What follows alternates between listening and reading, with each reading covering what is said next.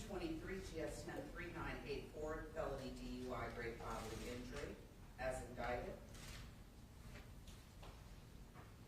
And reckless homicide, 2023 GS 103985.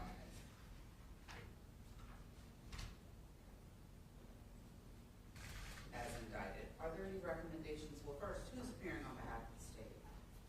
Timothy Finch on behalf of the state, Your Honor.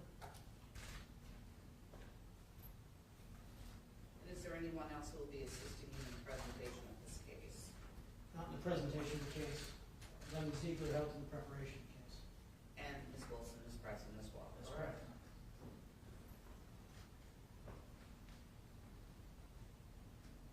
Who's appearing on behalf of the defense? Good afternoon, Your Honor. Good afternoon. Nathan Williams on behalf of Ms. Komoroski and Chris Remicioni will be handling part. I'm sorry, I'm going to need you to speak up louder. This is a vacuous courtroom, and we're not going to. I know you soft spoken, but if you can speak up a little bit more loud, a little bit louder for me, and of course I know you. Nathan Williams, and who did you say would be assisting you? Chris Remicioni, Judge. And how's Chris spelled? C-H-R-I-S, Your Honor. And your last name, sir? G-R-A-M as in Mike, I-C-C-I-O-N-I on behalf of Jamie Komoroski.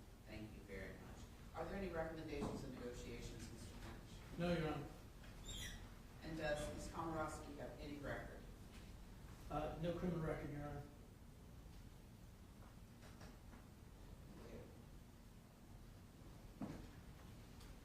Have you explained to your client, ma'am, Judge, do you want to sit at the podium, or do you rather have it? which is better for you? I mean, no. Which is better? The podium's closer. It's probably easier for the full court to hear everything and record everything. Mr. Williams, have you explained to your client the charge, the punishment, her rights? I have. Do you believe she understands the charges, the punishment, her rights? I do, Your Honor. Does she wish to plead guilty or not guilty? Guilty, Your Honor. Do you agree with that decision?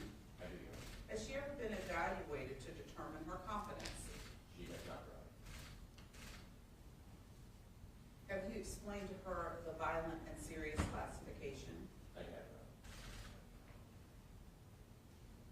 And have you also explained to her the collateral consequences of these offenses, that being the suspension of her driver's license or the revocation of her driver's license, as well as the requirement of any interlock devices?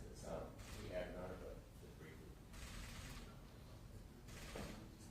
We have, Your Honor.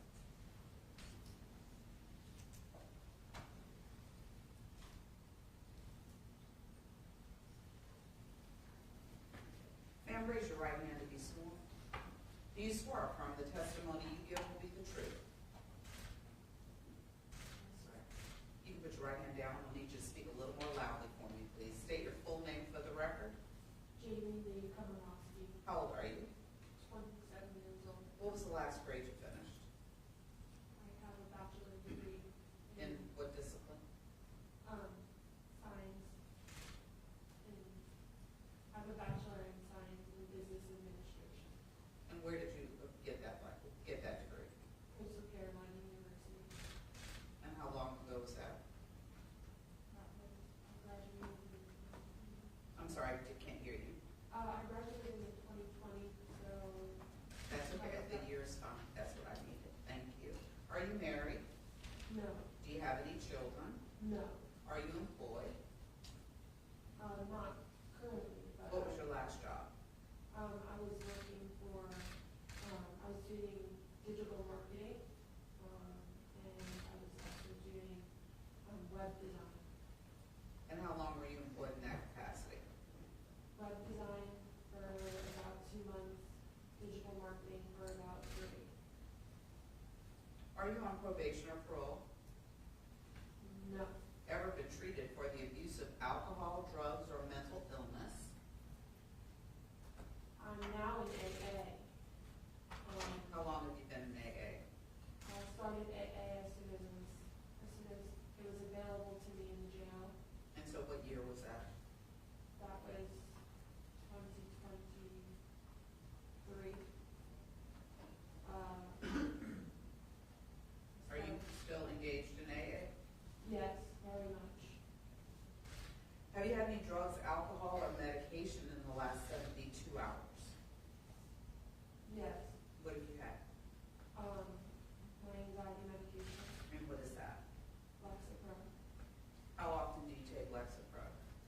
3 times a day as needed.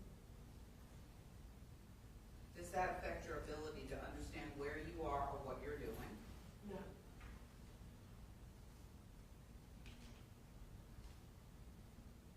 On the offense of felony DUI, how do you plead? Guilty, Your Honor.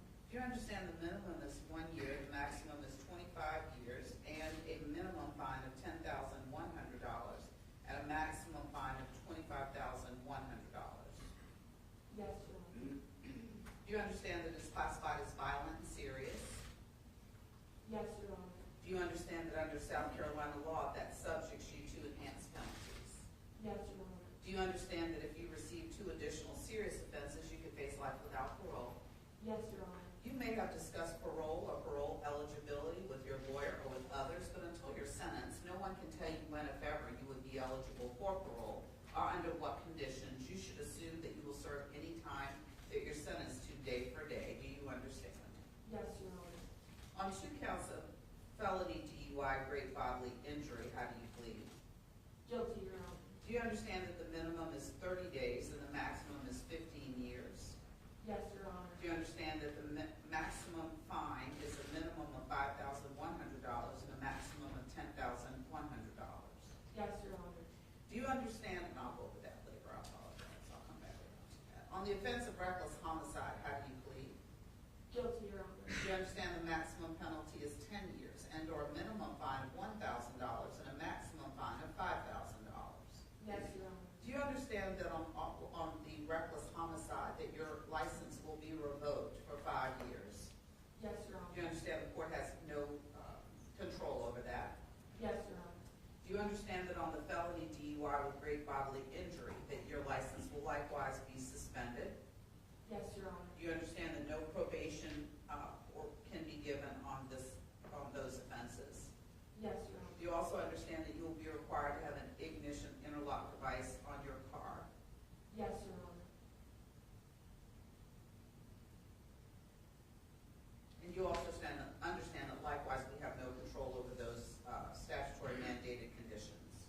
Yes, Your Honor. And you also understand that on the felony DUI with death that no portion of the sentence can be suspended. Yes, Your Honor. I want you to listen carefully to the facts. Ms. Finch? Thank you, Your Honor. May it please the court. Yes, sir. This occurred April 28, 2023, the 1200 block of East Ashley Avenue, Holly Beach in Charleston County. On that date, shortly before 10 o'clock p.m., the victims had left the wedding reception of Aric and Samantha Hutchinson, which was held on the western tip of the island. The newlyweds were being driven away in a low-speed vehicle, or LSV, which is a street-legal version of a golf cart. The LSV was fully illuminated with head and tail lights as it traveled eastbound from the reception site. Benjamin Garrett was driving. His son Brogan was riding next to him in the passenger seat. On the rear of the LSV was a newlywed couple, Samantha Miller Hutchinson and Aric Hutchinson. The path of travel was on West Ashley Avenue, across Center Street, and then continue on East Ashley Avenue towards the rental house. At approximately the same time as the victims were leaving the reception, the defendant was wrapping up an outing with new coworkers at a bar on Center Street in Folly Beach.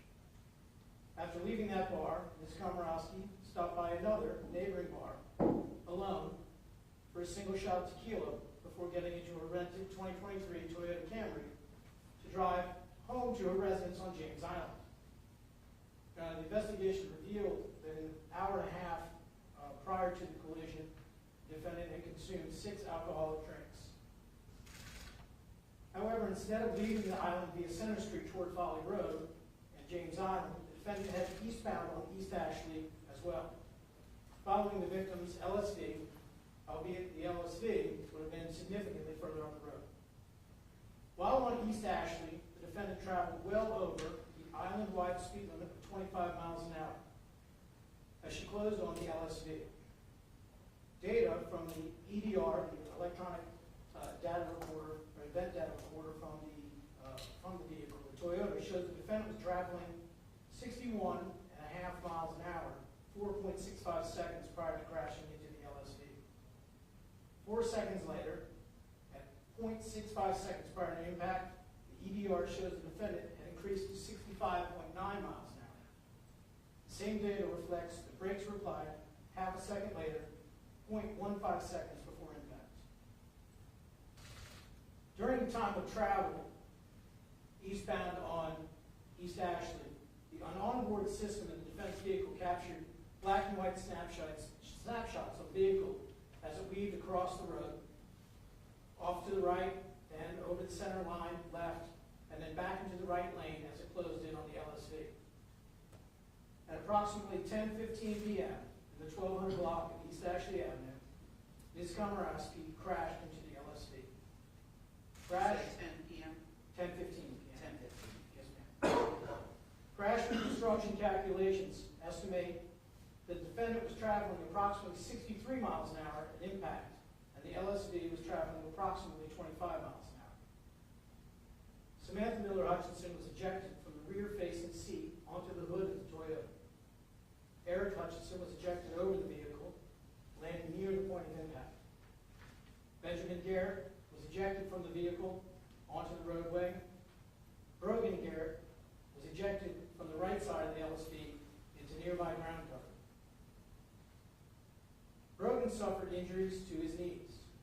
Benjamin suffered a severe head injury, injury to his wrist, which was treated in the burn unit at MUSC, and injuries to his right hip and lower back. Ben will require further surgeries to address his other injuries, including a right hip replacement, a fusion of the right SI joint, possible fusion of his neck and back vertebrae, and surgery to address arthritis in his affected joints. Aric suffered 2 broken legs, one requiring surgical intervention to repair, a fractured facial bones, fractured vertebrae, also necessitating surgery, brain bleeds, numerous lacerations over his body. Additionally, his left eye was damaged, and the prognosis regarding his vision will develop over time.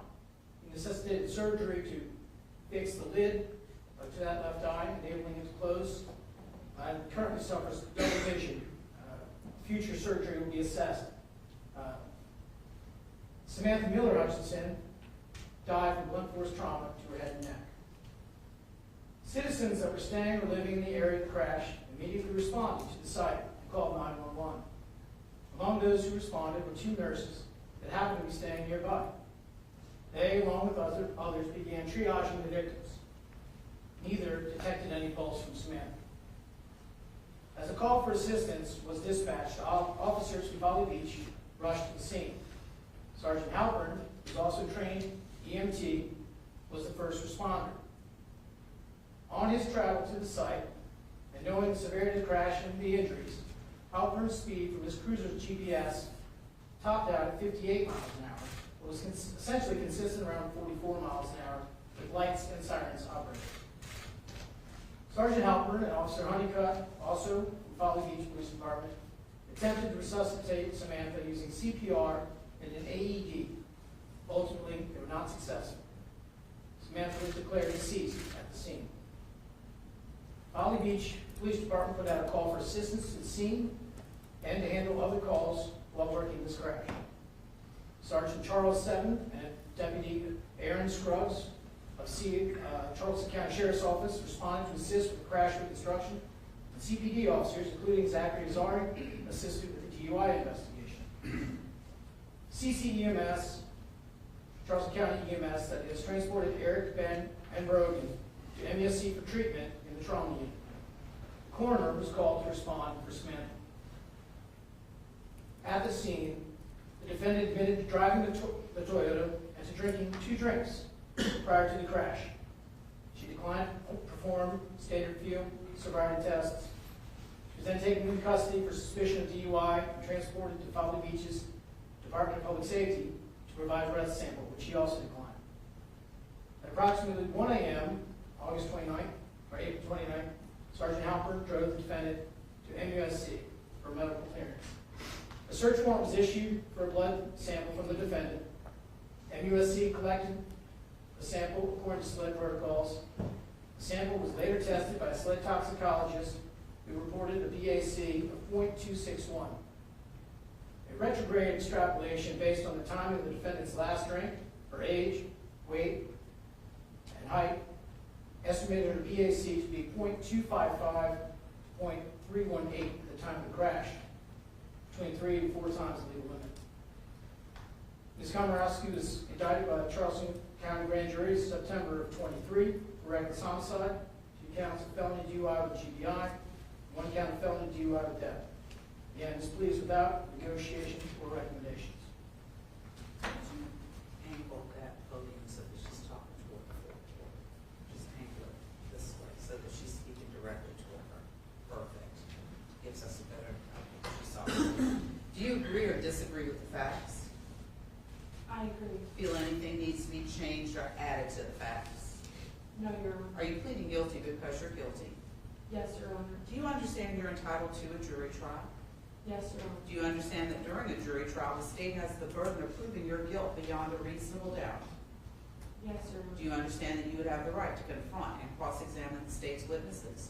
Yes, Your Honor. Call your own witnesses? Yes, Your Honor. Present any defenses?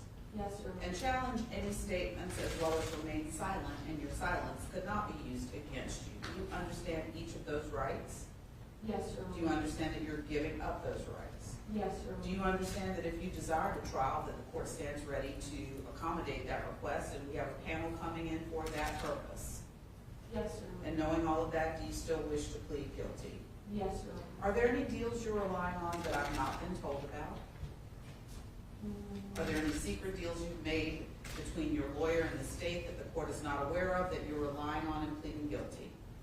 No, Your Honor. Have you been satisfied with your lawyer? Yes, Your Honor. Has he done everything you've asked or expected? Yes, Your Honor. Any complaints about his services? No, Your Honor. Has anyone promised you anything to plead guilty? No, Your Honor. Has anyone threatened or coerced you? No, Your Honor. Are you pleading guilty freely and voluntarily and of your own will? Yes, Your Honor. Have you understood my questions? Yes, Your Honor. Do you need to ask any questions? No, Your Honor. Have you been truthful? Yes, Your Honor. Do you understand that you have the right to appeal each guilty plea and sentence of the court? Yes, Your Do Honor. you understand that you have to do that within 10 days of today in writing? Yes, Your Honor. Do you understand that if you cannot afford an attorney for that process, that one will be appointed to you at no cost? Yes, Your Honor. I find there's a substantial factual basis for each plea, that each plea is going to have it freely, voluntarily, knowingly, and intelligently with the advice and assistance of counsel with whom the defendant has indicated she is satisfied.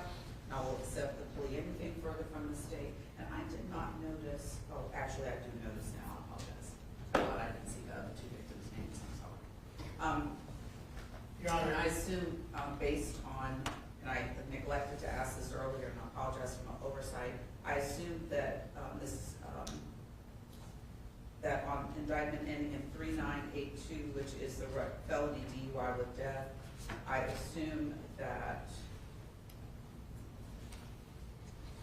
Ms. Hutchinson's relatives were notified, yes, correct, Your and Honor. some of them are present.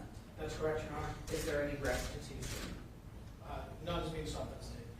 And I assume on indictment ending in 3983, which is the felony DUI, great bodily injury, that Mr. Aric Hutchinson was notified. That's correct, Your Honor. And He's present. he is present, correct? Yes, Your Honor. Is there any restitution? None sought by the state.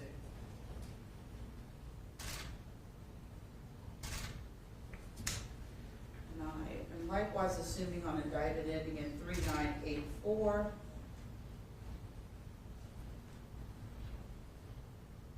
that Ben Garrett was notified. That's correct, Your Honor. He's also present in the courtroom. And is there any restitution? None sought by the state. And on indictment ending in 3985,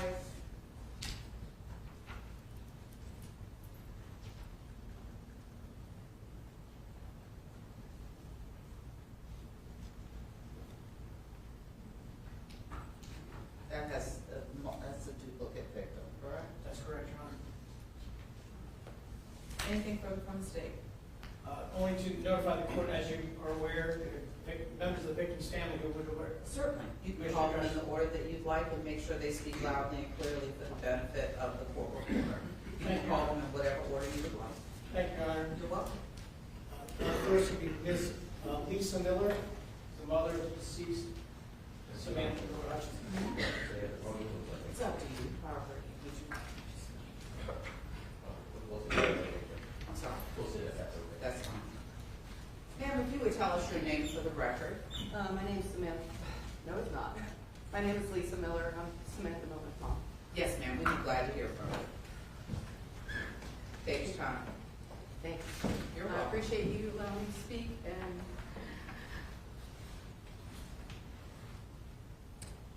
everybody be patient. I really want to get through this.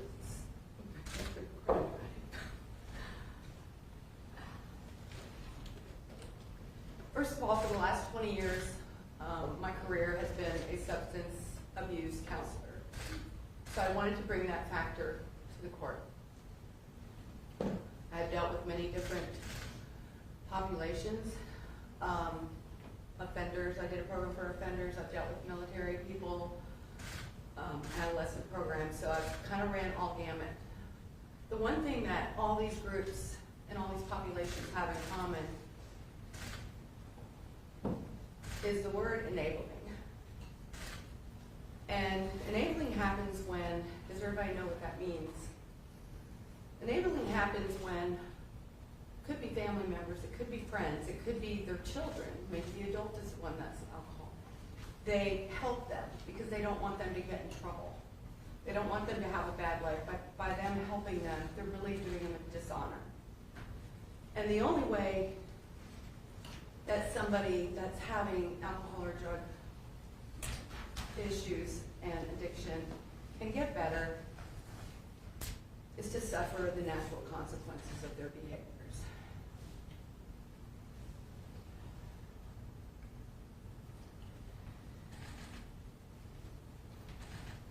In this case, the natural consequences is the legal consequences of what happened, which resulted in my family, sibling, child, not being here anymore. The good thing about it, if she goes and stays some time in jail, they have treatment in there. AA is not treatment. AA doesn't help somebody who's addicted. It's good once you get to that point where you're gone through treatment, you spent some time in sobriety. AA is where you go hang out with your other people. And that's it. This is in parts, but thank you. Who was Sam? I want to talk about Sam because my daughter. And she wasn't just a person on a golf cart that just got married and got killed.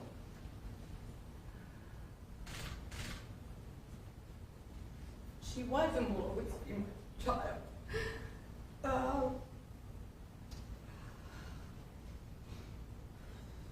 I'm going to tell a little bit of the story. Just bear with me. I got pregnant with Sam. I was single, divorced with an older child. Those things happen. They did not have any help or any assistance. And so I think that bonded Sam and I as being fighters together through life, helping each other until my husband and I met and married, adopted Sam, and was her dad. So life wasn't always easy for us to get through what we had to get through. It's really hard to figure out how we were going to make it financially. My whole first career was based on being pregnant with Sam. I know it sounds funny, but it's like, I have 9 months to get a career. I can't make $10 an hour anymore. So 9 months, hey, I can go to hair school. We figured it out. Like, we always figured things out together.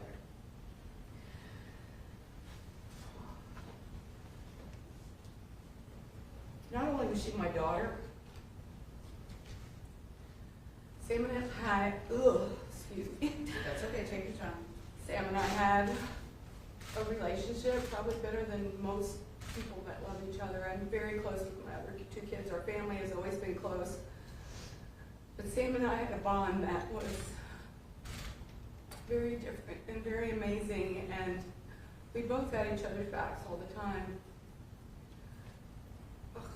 We talk every day, her whole entire life. You know, most 30-year-olds don't want much to do with their parents anymore. You know, hey, yeah, I'll come over for Christmas dinner, but I'm not going to hang out with you all the time. And I'll lead into something else I'm getting off of. But in saying that, the last time I was with Sam before the week of the wedding, her birthday's 3/27.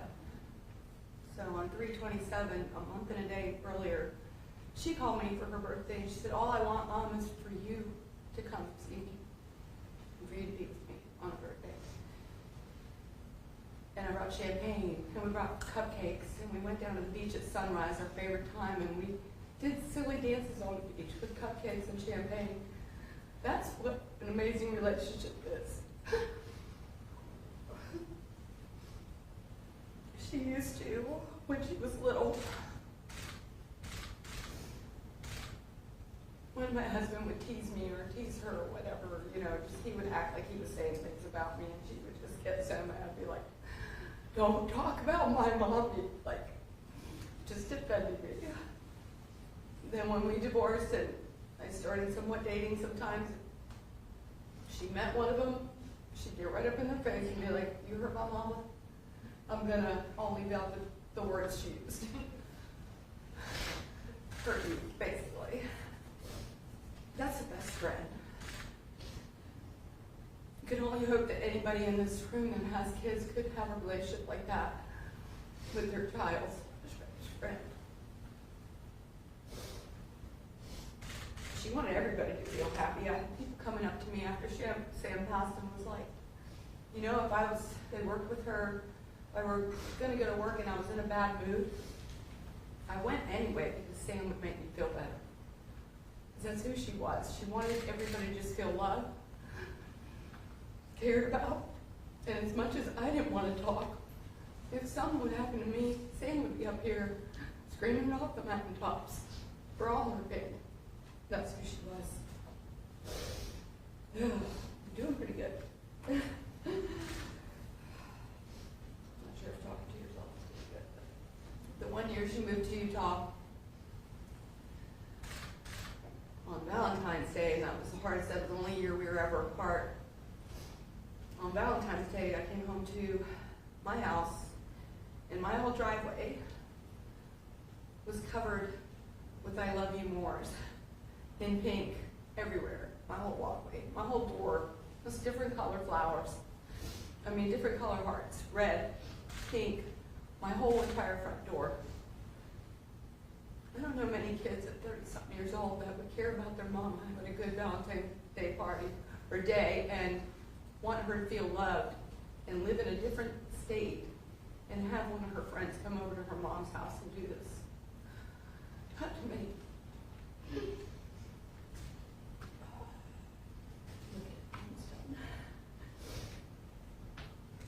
So, unfortunately,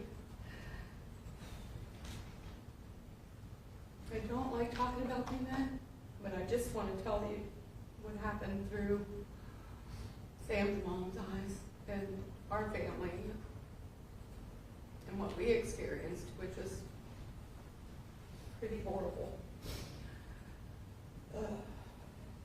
So it was supposed to be a rainy day, it was supposed to be a cloudy, and the weather just, an hour before the wedding, just became beautiful. Couldn't have been better. Everything was perfect.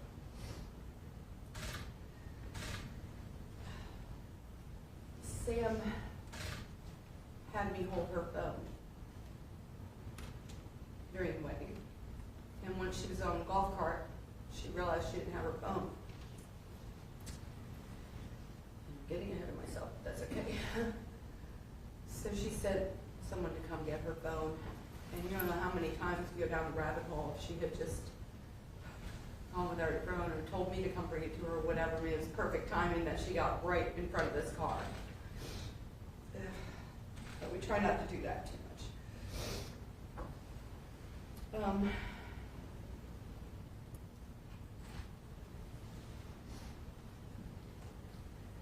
So after the wedding, we went to where we were staying in our Airbnb, and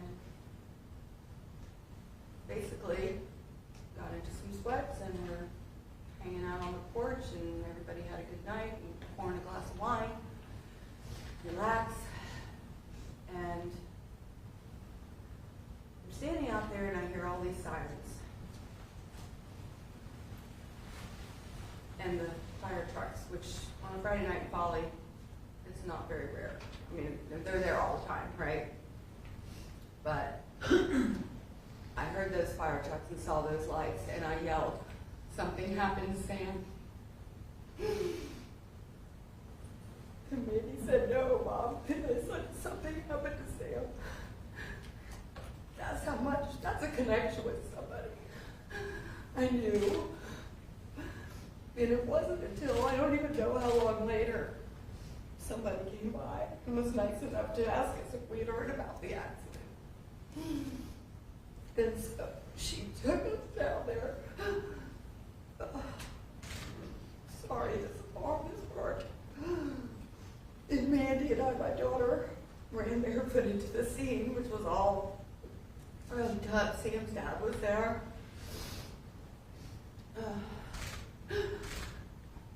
And within, like, I don't know the timing, but maybe 15, 20 minutes, one of the officers there came up and told us, me, that everybody that was in the accident was taken to the hospital. So Mandy took me to the hospital. We went to the hospital to find Sam.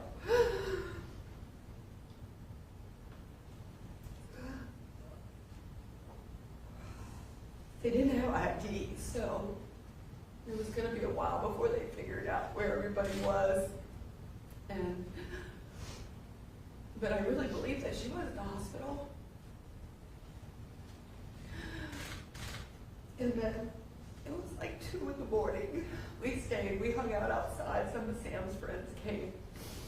And we stayed outside waiting. And then my ex-husband, Sam's dad, called my phone and he said,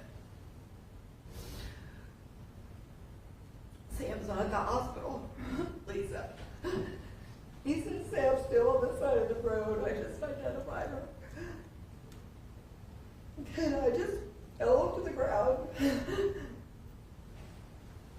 I don't even know how we ended up going through the next few days, but anyway, I know that's our story. I'm Sam. And what happened? Sam was light. She was love. And she was amazing. And always will be. I'm going to insert one more thing that I forgot when we were talking about the wedding. And we're almost at the end, but another thing that Sam did. She planned her wedding, miserable for really that year planning the wedding, which sucked, but she was kind enough to do her daddy-daughter dance with both of her dads, and nice enough to include both of them. And then afterwards, we're all standing there ready for the next thing to happen, and the DJ announces special dance for the most special person in Sam's, most important person in Sam's life. And it was me. And she played our song, and that's the last time I hugged my kid. It was on that dance floor. It was the most beautiful thing a child could do for their mom. And that's just unexplained, our relationship.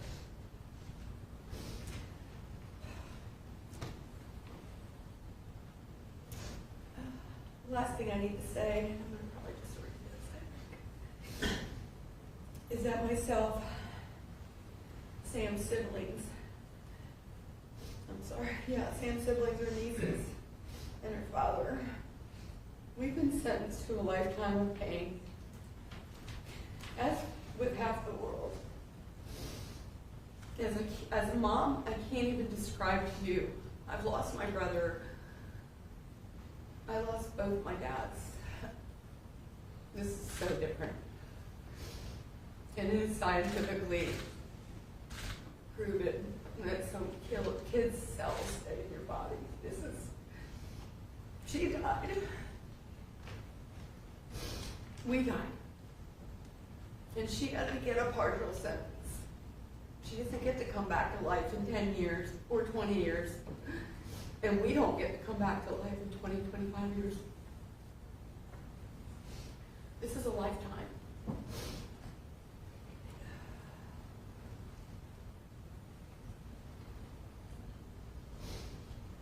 Your Honor, I hope that you consider our plea and the world's plea to hold the defendant responsible for her poor choices and to experience the legal consequences of her action. Thank you. You're welcome. I appreciate your time. Mr. Webster. Your Honor, next, Amanda Jenkins, sister of the deceased.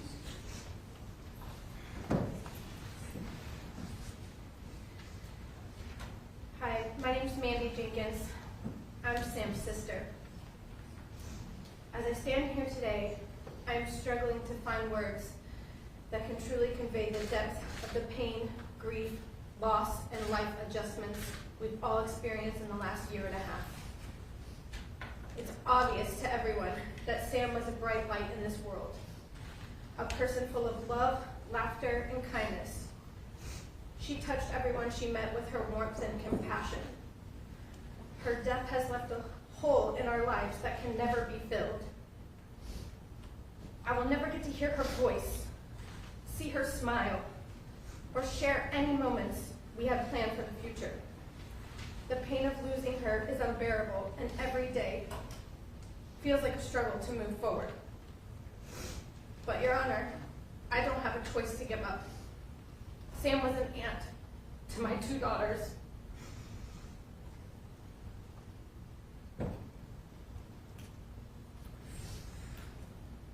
My daughters, Amber and Maisie. They're Auntie Sammy.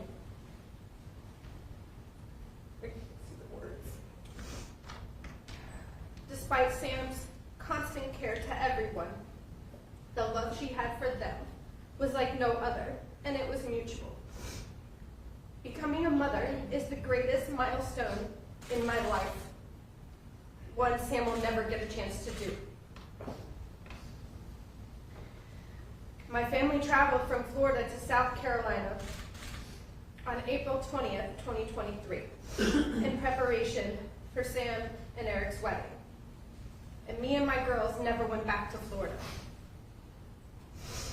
12 hours after we found out Sam was killed, Amber asked me why everyone from the wedding was at our Airbnb and why is everyone so sad. I was not prepared to explain death to a 5-year-old yet, especially because it was her Auntie Sammy. If you've never experienced trauma, I don't wish it upon anyone. Regardless the thousands of dollars spent on therapy, the triggers are immensely debilitating every single day. The sirens, flashing lights, seeing a wedding dress, a golf cart, just the simple task of driving, and many, many more. When I'm with my girls, any of these things come up, they try to protect me. Singing a song loud to drown out the siren noise in hopes a grief wave doesn't hit me and I quickly spiral. Day to day, if I say, hey, mommy's just going to the grocery store real quick, Amber and Maisie quickly panic, having to say goodbye multiple times just in case I don't come back, in their words, like what happened to Auntie Sammy. My job is to protect them, shouldn't be the other way around. But I also now have the task of protecting my mother and being her rock through this. She once said years back, if anything ever happens to one of my kids, I'd kill myself. The moment we found out Sam was plowed down, I made my mother look me in the eye and promise me she wouldn't do that.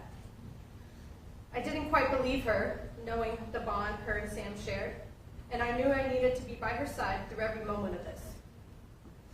I sent my husband on a plane to Florida, and he packed up our house and we moved to North Carolina, now 1,000 steps from my mom. This tragedy has not only stolen the future that my sister should have had, but has also forever altered the course of our lives. I know that no sentence can bring Sam back. The choices made by the drunk driver the night she killed my sister will affect us forever. They have taken more than just a life. They have taken the future, our future. I am filled with anger and frustration knowing that my sister's life was cut short by a selfish, senseless, and preventable tragedy. The defendant's actions have forever changed our family, and we have to live with the consequences of this loss every single day, and she should too. No one should endure this pain except for her. Thank you for allowing me to speak today. Thank you, Your Honor. Next, Nathan Miller, brother of Samantha Miller Hutchinson.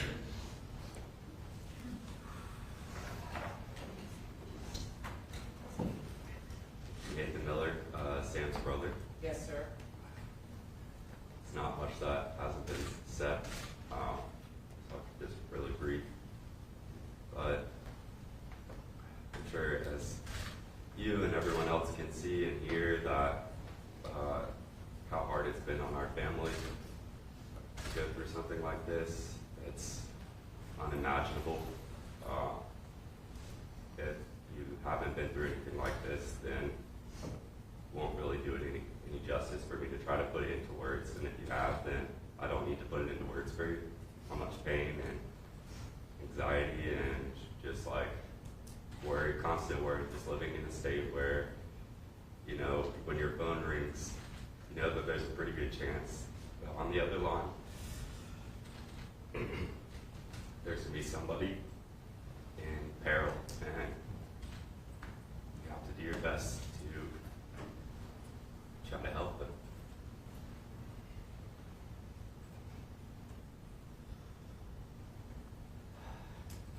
Not only do we have to deal with the loss ourselves, but we have to watch our loved ones go through it as well.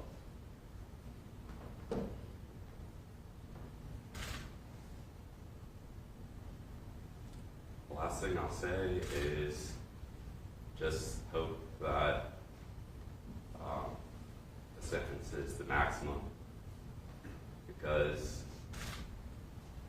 this wasn't an accident. It wasn't an accident to go over 60 miles per hour on these, pitch black, tiny, folly roads that are constantly filled with people.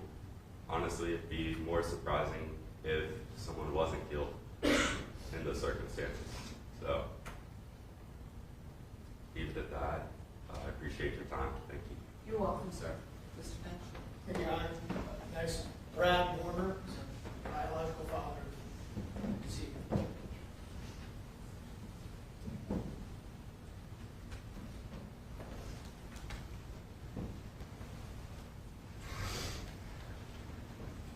Yes, sir. If you would tell us your name for the record. I'm Brad Warner.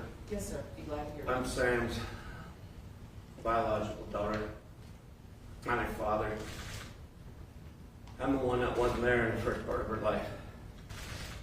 For the past 20 plus years, I was there for her when she needed me. When I was 2 years old, I got hit by a car, left on the side of the road for dead. I survived. Everybody says they think the person was drunk. It was a hit and run. They never found the person. So every day I woke up for 57 years and hated this person. Hated every day. I'd wake up and hate somebody I didn't even know. Six months before Sam was taken, I said to her, I was like, I got to get this weight off of my shoulder. I said to Sam, I'm going to forgive this person. I don't know who it is. I did. The next day I talked to Sam. It was like 1,000-pound weight was taken off of my shoulders. I felt like I could fly. 6 months later, the hatred is back on with vengeance. I've never felt this much weight. This person You took such a beautiful person away. She was loved by so many. I didn't realize how many people over the past year and a half I've heard from people that actually hate you. And they love Sam, and they never met Sam, don't even know Sam. For the rest of my life, I'm going to hate you. And when I arrive in hell and you come there, I'll open the door for you. You have ruined so many people's lives. And I hope you understand what you did, because you've taken no responsibility for what you've done. You can apologize all you want later. I will not listen to a word. It's not worth it.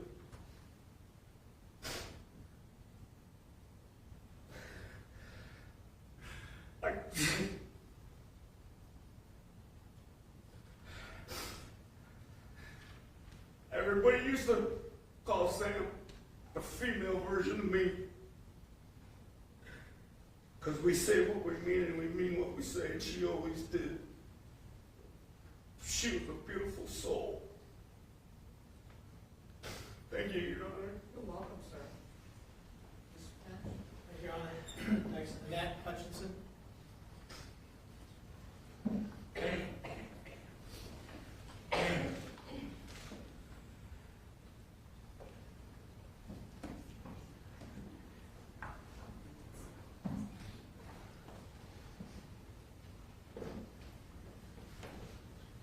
Your Honor, my name is Aric Hutchinson.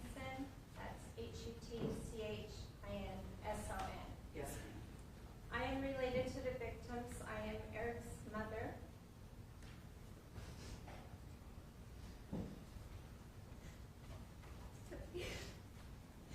Samantha and Benjamin's mother-in-law and Brogan's grandmother. My family is my world. My children and grandchildren are everything to me. All that I do is for my family. Yet until today, I've spent the last 19 months watching helplessly as this horrific event and aftermath unfolded, shattering the lives of 2 out of my 3 children, and ending the beautiful life of my beloved daughter-in-law, Sam. Speaking here today is the one thing I can do for them. Your Honor, I ask you to please consider Sam when you impose your sentence. Sam joined our family in March of 2019 when she chose my son. She was a force, so lively and so full of love, especially for my son, Aric. It was apparent to all of us they had both found the love of their lives. For over a year, Sam planned every detail of her wedding, a first marriage for both. She was excited and counting down the days, unaware she was also counting down to her own tragic death. On their wedding day, I had never seen Sam or Aric so happy.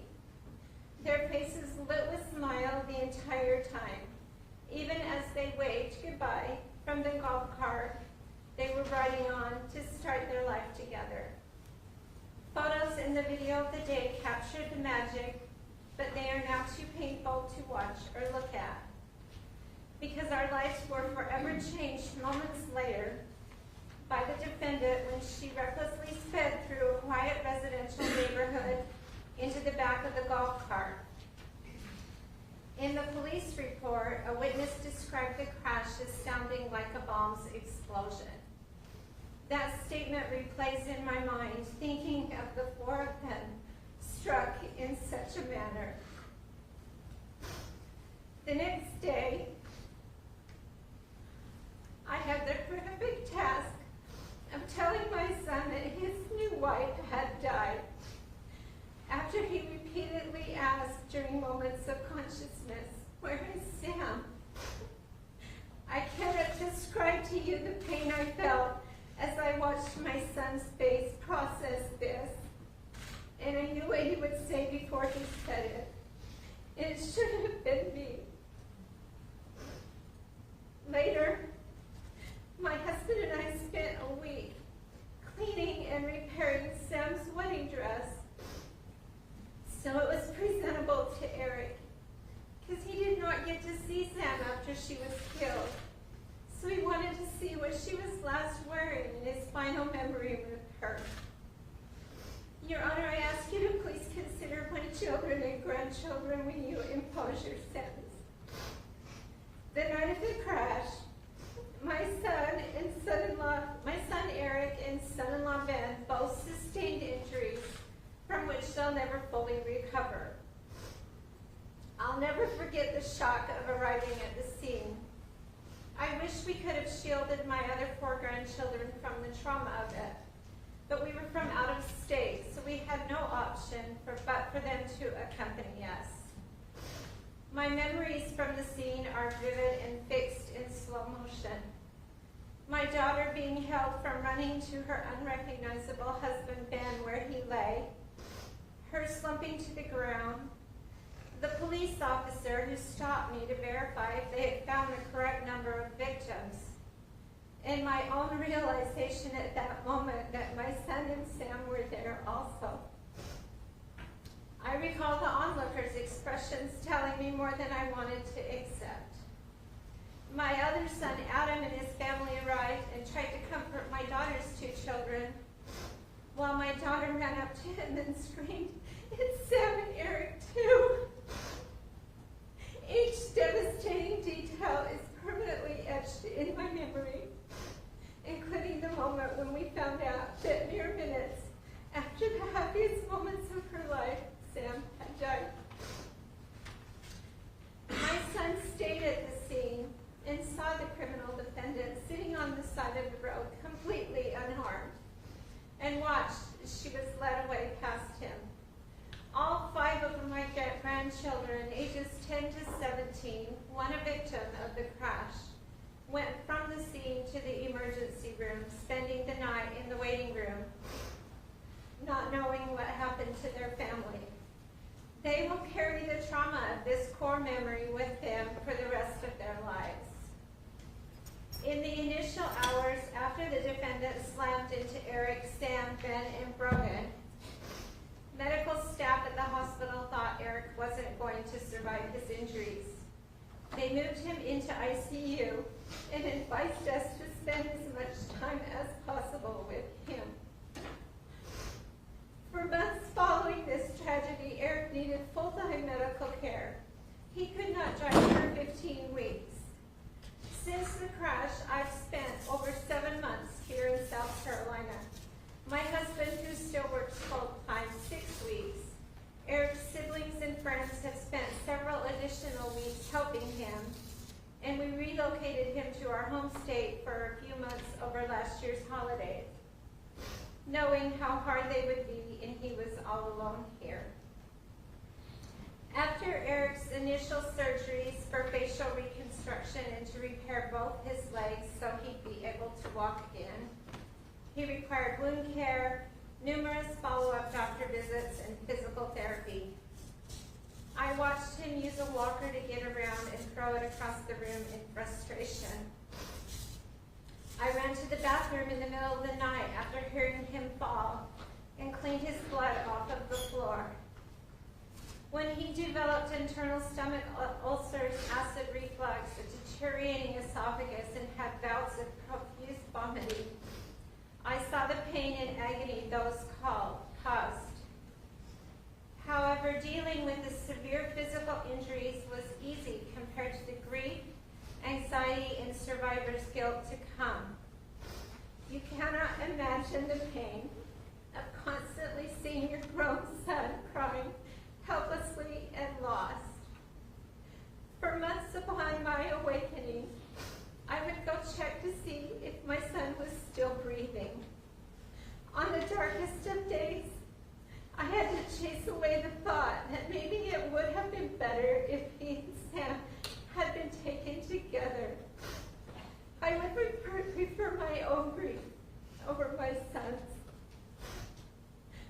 One of countless heartbreaking memories I have is brushing the road debris off of the wedding envelopes that police gathered at the scene.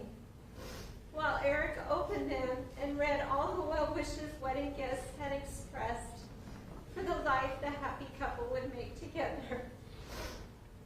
There were 125 wedding guests and vendors at the wedding. 75% traveled from out of the state to attend only to be traumatized. Since this tragedy, Aric has made over 20 trips to the emergency room and 3 times was readmitted to the hospital for severe anxiety attacks, nausea, and dehydration. His most recent visit was only 3 weeks ago. I know some here see Ben and Aric as the men they appear on the exterior. What are not visible are the internal injuries, the scars hidden by clothing from the multiple surgeries both have endured. You don't see the constant physical pain that has become a part of their lives. The pain doesn't stop there. The emotional pain, the post-traumatic stress disorder, anxiety, survivor's guilt, and grief have been constant for these 19 months. You don't see the daily struggle, the arthritis setting in, and the future surgeries they've been told will be necessary to control pain and enable both men to remain mobile as they age. You don't see their limited abilities. They're unable to do activities they did before and must rely on others. Both are facing a difficult fight for the remainder of their lives. I was told there are no charges against the defendant for my then 17-year-old grandson, Brogan, because he was not severely injured. Yet, he was struck by a car at 65 miles per hour while sitting next to his father, thrown several feet, landing close to his new and now deceased Aunt Sam. His view of Sam shielded by another young girl who had ran out of a nearby home, until he was placed in an ambulance and taken to the emergency room. I know Brogan struggles with his own PTSD, anxiety, trauma, and grief, but mostly in silence, because he sees the physical and emotional struggles of his father and uncle. And I know he feels lucky, but I worry for him when he starts to recall the trauma of the day. Your Honor, I need you to please consider the irreparable damage the criminal defendant has caused our families when you impose your sentence. I'm standing here today to tell you I don't know if my son will ever be okay or know happiness again. We now live under a shadow. We go through our day-to-day. We even smile for pictures, but it's not real or the life we had. None of us will recover from losing Sam. Although unseen, the emotional damage is constant and at times relentless. Your Honor, please don't prioritize the defendant's life over the life of Sam and the life sentence of pain and suffering inflicted on Aric and Ben.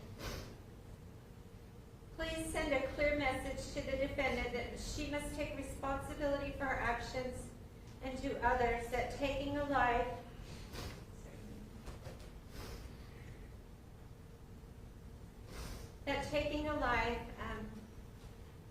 as a direct result of irresponsible and selfish choices will result in severe consequences. As we now know, no one is immune to losing someone at the hands of another. It can happen at any time, and we live with the newfound fear it could happen to us again. Thank you. You're welcome, ma'am. Your Honor, Alexis Garrett.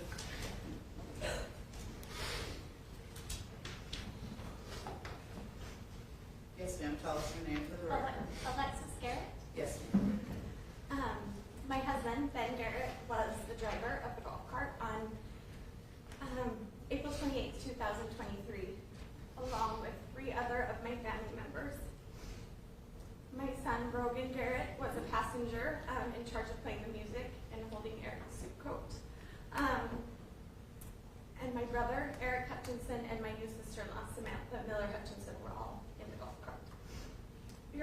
struggled with what to say here today because nothing will convey the depth of pain and struggle that we have endured all of these months or feel adequate to express what was lost that night. We spent the entire day of April 28, 2023 together. We started setting up for the wedding that morning on the beach with our entire family helping. It was a perfect day and a beautiful wedding. I have never seen two people happier or more in love than Aric and Sam were on that day. We were still cleaning up at the wedding reception venue when I got the call that changed our lives. I was told my husband and son were involved in an accident and to come right away. Most of that night and the days and months that followed are a blur, except certain moments that will forever stick in my mind.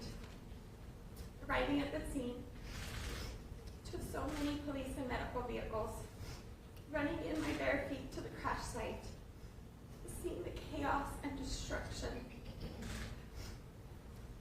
seeing what I didn't even recognize as a golf cart scattered across the road, seeing my husband in a terrible state lying on the road covered in blood, and then being loaded onto a stretcher. I was not allowed to get close to him or anyone there. I remember the moments of despair as I could not see anywhere where my 17-year-old son was. The confusion and the chaos of the scene, and the kind bystanders who held my mom and I as we tried to comprehend what was happening, and as we learned that Sam and Aric were also involved. Being told to go to the hospital, praying with my other two children in the car on the way to the hospital, arriving at the ER not knowing who was there or what condition they were in. The look of fear and the way my son cried when he finally saw me in the emergency room, waiting in my son's room in the ER while we weren't allowed to see my husband, and then finding out that Sam did not make it. Then hearing that my brother was also not doing good and wasn't expected to make it. I remember the worry of not knowing whether I should leave my son and husband when we didn't know the extent of their injuries so that I could go up to the ICU to say goodbye to my brother. It was all too much. It was so much tragedy. I'm trying to figure out how to help so many people I loved all at once. It felt like we were constantly trying to triage all of our family members, all while staying in a rental house 2,000 miles from home. The days that followed were heavy as we tried to comprehend the loss of Sam while trying to navigate the physical injuries Aric and Ben both had. I remember going floor to floor to each of their rooms in the hospital to see them, all while my son recovered at a rental house with my other two children. That day that started out so blissfully happy ended in absolute tragedy. The defendant stole the life of the most vibrant woman with the best laugh and the most gorgeous smile. Losing Sam created an irreplaceable void in our family. The pain of losing her is an ever-present reminder of how fragile life can be, and it has left us in a state of grief that is difficult to put into words. My brother Aric is never going to be the same. I have never experienced that depth of pain and sorrow when we were in his hospital room the days following. And he would wake up and not remember what had happened, and we would have to tell him all over again. The past 19 months, he has struggled to continue to live. We have worried we would lose him many times since then, because the sorrow and survivor's guilt are just too great to comprehend. He suffers from many physical injuries that cause him daily pain, but nothing will ever compare to his shattered heart. My husband has experienced many physical injuries. He was covered head to toe in road rash and deep cuts and gashes. He spent 11 days in the hospital in Charleston. 9 of those were in the burn unit, undergoing surgery to clean out his many wounds. He underwent physical therapy to be able to walk with a walker and had to be able to sit long enough to endure the long flight home. He is the strongest man I know, and to see him in so much pain was one of the hardest things I have ever done. He continues to have physical pain limiting so many of his daily activities. Many days even walking is too much. The repercussions of that night extend far beyond his physical scars. They have left emotional wounds that we will carry indefinitely. My son, who was 17 years old at the time and merely a passenger in what was meant to be a joyous celebration, has been deeply affected emotionally. Witnessing the aftermath of that horrific accident has instilled in him a sense of fear and anxiety that he struggles with daily. The innocence of his childhood and my other 2 children has been stolen and replaced with an overwhelming sense of drama. It is heartbreaking to see my children struggling with feelings they should never have had to experience at such young ages. Being here today was a conflict for us. We live in Utah, and we had to leave behind my daughter, who cries and breaks down at the mere mention of South Carolina. And the thought of returning to the state terrified her. And bring my youngest son, who didn't want to be parted from his father and brother again. Whenever I go 65 miles per hour on the freeway, I now think of how fast that really is. And that they were riding in a golf cart. It's terrifying to think of what they experienced as the defendant hit them going so fast. We know that it is nothing short of a miracle that these 3 men are still with us here today. And we know Sam had a lot to do with that. She is love and light, and the world will not be the same without her. No family should have to endure the heartbreak and suffering that we have due to this completely preventable tragedy. I do not believe this was merely a single act of recklessness. It has destroyed our family, shattered dreams, and left lasting scars on all of us. We will never be the same. Ours is a life sentence without Sam, and with all of the physical and emotional injuries that the defendant has left in her wake. Thank you for your time, Your Honor. You're welcome. Thank you, Your Honor. Next, Brogan Garrett.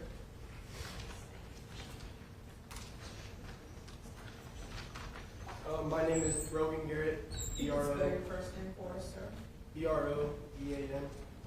And on April 28th, 2023, while me and my family were on a fun vacation to support my uncle and aunt, what was supposed to be a joyous and celebratory day turned into a nightmare that will haunt me and my family for the rest of our lives. That night, after my aunt and uncle's wedding, an intoxicated Lee Komoroski struck me and my dad while we were taking my aunt and uncle to their rental. The crash took my aunt's life. A bride celebrating the happiest day of her life just hours earlier. She was full of love and laughter and light, and her absence has left an unfillable void in our family, as well as others who had to have Sam ripped from their lives. The impact of this tragedy goes far beyond her death. My father and uncle were severely injured. My uncle to the point that he was not supposed to make it through the night. My father endured immense physical pain, a long hospital stay, and grueling recoveries as well as having to watch my biggest role model and protector in my struggle that much to walk just a couple of feet, to sit up in a chair, and to watch him sit out while me and my brother would play catch. I too was injured, both physically and emotionally. The images of the mangled golf cart, staring at the leaves of the trees as sirens blared and lights flashed across them. My ride in the ambulance to the ER. Finally getting to the ER and hearing my mom tell me what was going on. Finally seeing my dad in the state that he was in, and listening to him groan while my mom shared the news to me about Sam. My thoughts were racing while I was young, wondering what was going to happen to our family, and thoughts of the brand new marriage a marriage that got ripped apart in seconds. These are things that I relive daily.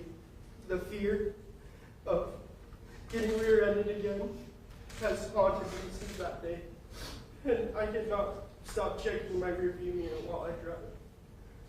The emotional and mental impact has caused me to often wonder how anyone could make the choice to drive while intoxicated, a choice that has brought so much harm to innocent lives. The decision to drive under the influence is not reckless, it's selfish and cruel. It is an act that destroyed a family and robbed us of a loved one who we can never get back. This accident didn't just affect our bodies, it shattered our hearts and broke the spirit of the family that had come together for love and celebration. Instead of remembering that day for the joy of a wedding, we now associate it with grief, trauma, and loss. The few more days that I spent in Folly Beach were not pleasant.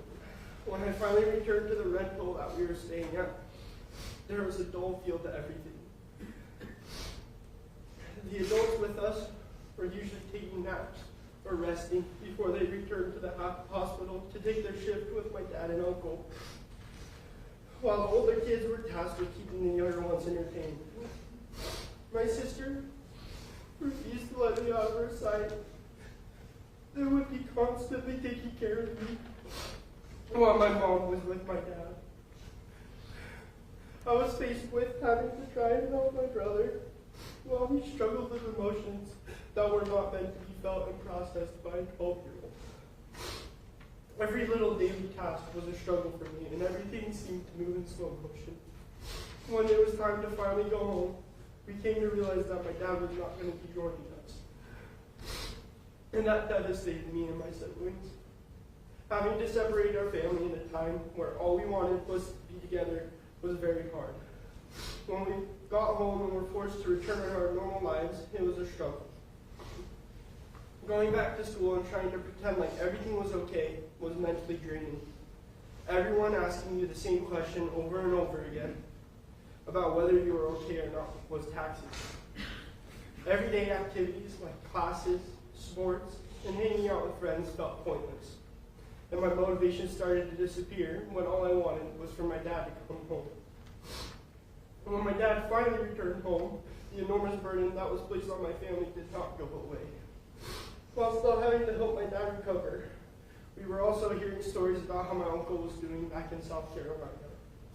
They were hard to hear, and the combination of watching my dad struggle to recover from his injuries made it hard to keep our hopes up for a better future. The justice process that followed was daunting and placed a lot of stress on me while I was trying to navigate this foreign world that I was dropped into.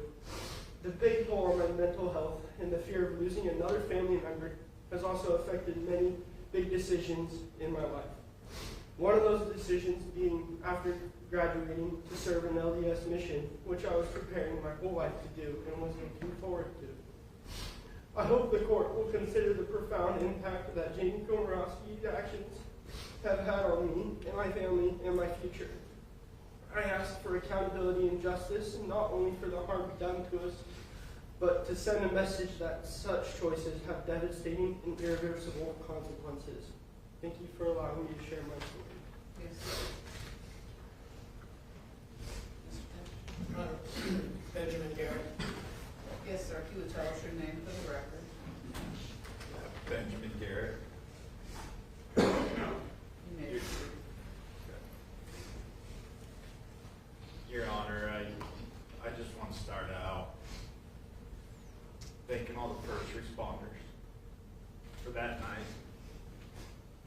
I know it wasn't something that anybody wanted to go through. And also, I just want to thank Folly Beach, the community, Charleston, Morgan, Utah, North Carolina, everybody around the world for supporting our families through this. Your Honor, that evening was such a good night, celebrating Sam and Aric and their love. And I was looking forward to driving them off their rental with my son.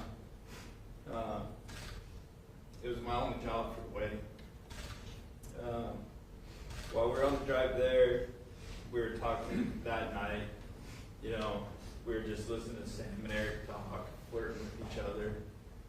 and I were having conversations. We talked about the breakfast burritos at Bert's Market, how fantastic they were. And that's the last thing I remember that night. The next thing I knew, someone was tapping my shoulder, asking me if I knew where I was. And I remember opening my eyes and seeing all the lights and knowing that I was at the hospital. I had no idea how it got there or what had happened. The next time I woke up, I remember hearing Aric yelling in pain, just screaming, "It hurts, it hurts." There was so much chaos inside the ER, in and out of consciousness. I asked about my son, and one of the nurses came back, I think it was a nurse, I don't know who it was, told me that it didn't look good. And then a little bit later, when I woke up again, they came back and told me that they'd given me the wrong diagnosis. They had given me Eric's diagnosis instead of my son. And that my son was with my wife, and they'd be taking me back there. The hospital staff eventually took me back to go see my wife and my son. And that's when my wife told me that Sam didn't make it. They didn't know if Aric was going to make it through the night. It was my only job, and I didn't get to complete it. To make sure that they got to their rental property and have their honeymoon.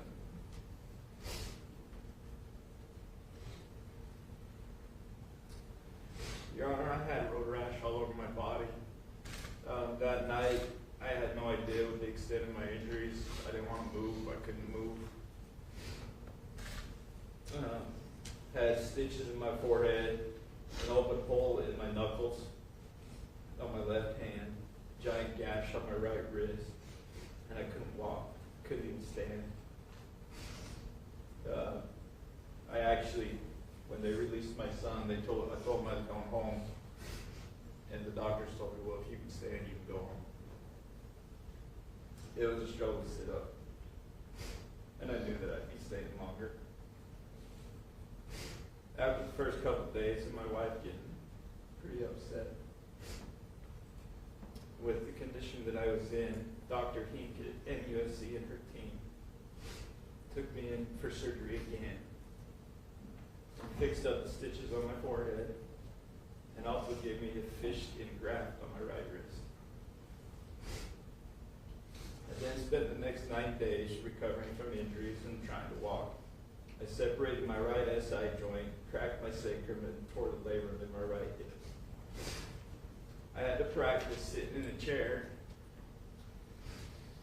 so that I could show the doctors that I could fly home and join my family who left. When I returned home, I was referred to the University of Utah Burn Clinic and instructed to see a general practitioner and orthopedic surgeon. I had more MRIs and x-rays due to problems in my pelvis, my back, and my neck. That is when they found that I had broken vertebrae in multiple places in my back and my neck.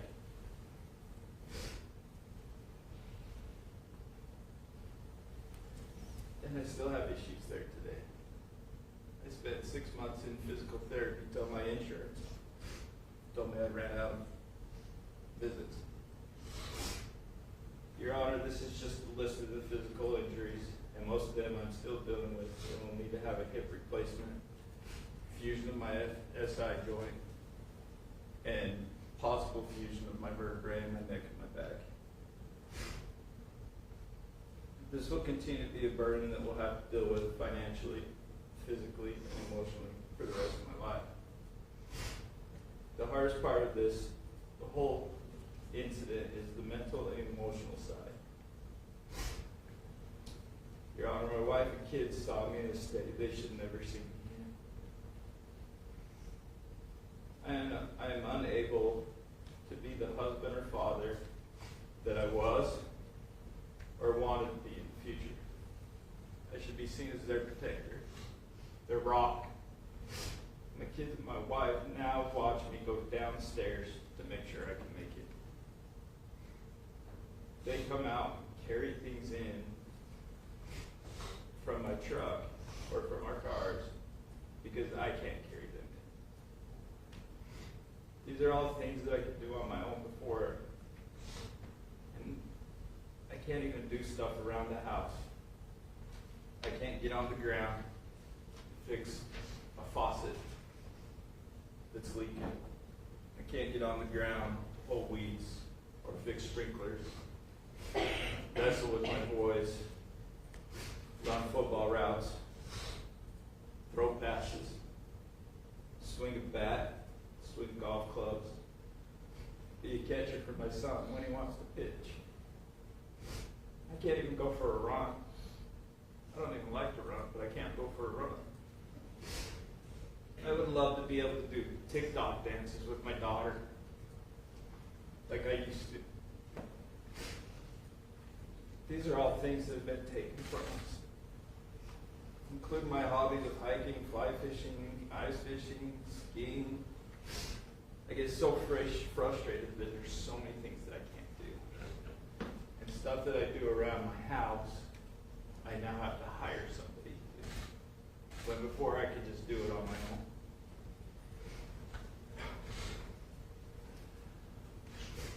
And whenever someone leaves our house, which we've got teenagers, so it happens all the time, we are nervous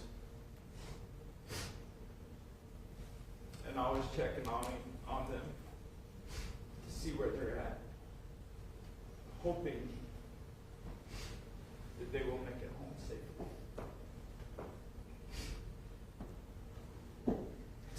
It's a new fear for us.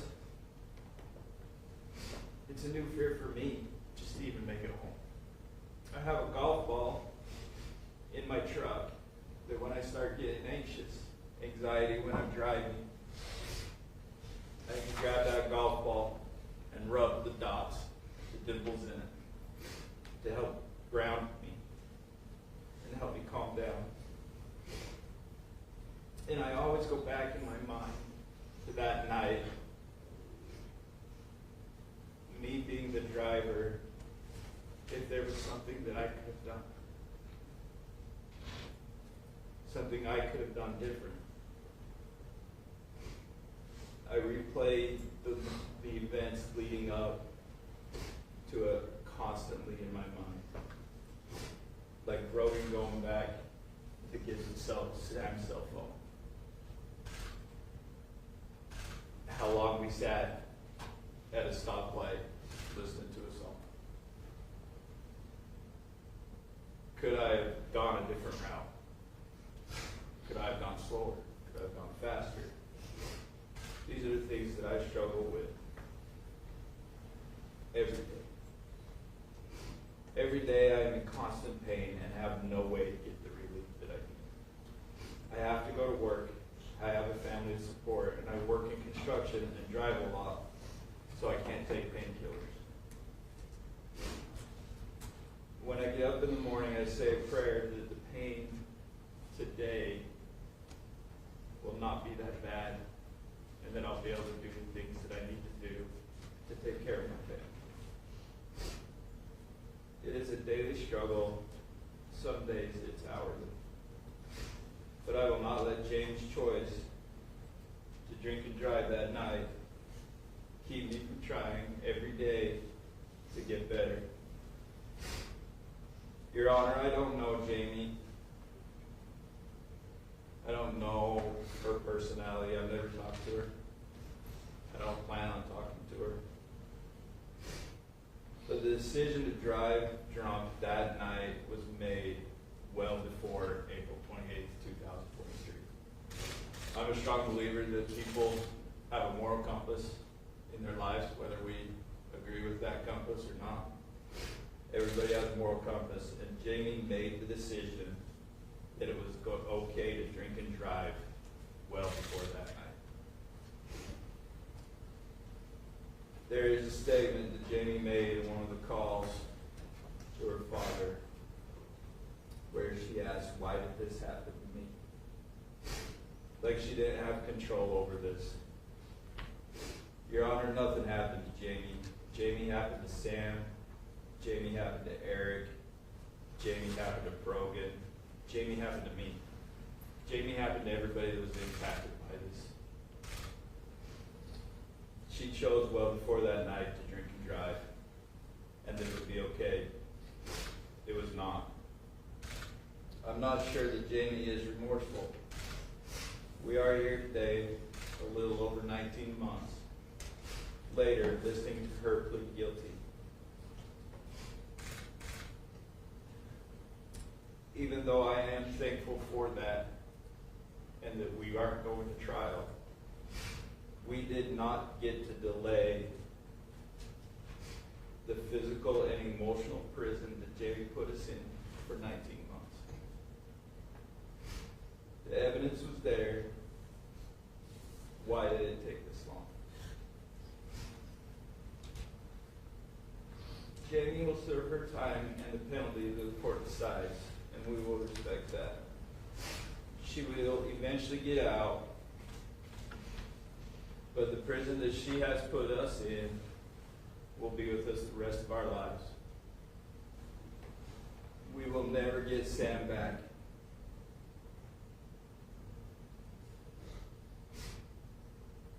Our lives will never be the same.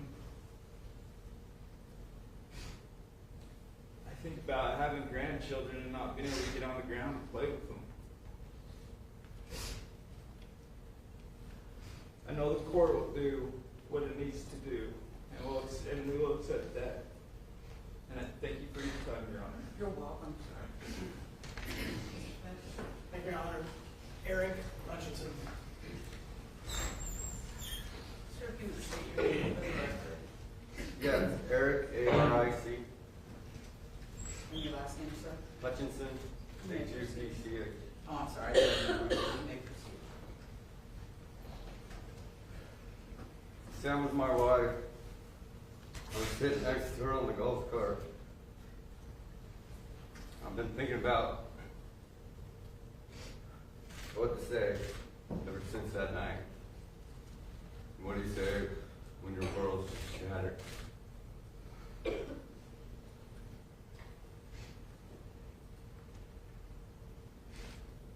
Physically, I'm in pain every day.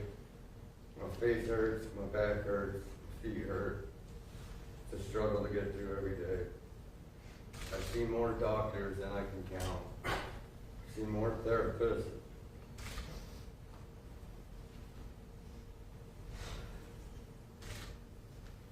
More psychiatrists, done more procedures than I ever care to do. And I still feel I'm at the same point as when I found out that day. My world will be ever changed what happened that night. I think about that night every single day. In the last moments I had with Sam on the golf cart. She told me she didn't want the night to end. And I kissed her on the forehead. And then the next thing I remember is waking up in the hospital. I see my mom's face, still wearing the wedding dress from the night before. And I knew instantly. And so I asked where's Sam. I knew she wasn't there.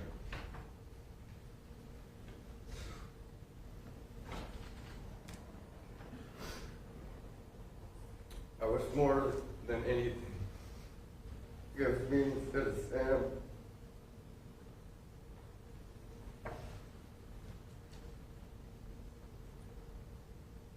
I wish I died that night, so she didn't have to go alone. I wish I saw you coming, and I jumped off the golf cart so you would only run me over. And pray to God that you'd miss that golf cart.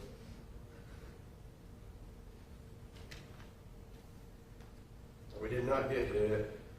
We got rammed through at 65 miles per hour. There's no way any four of us, any three of us should be alive. All four of us should have died that night.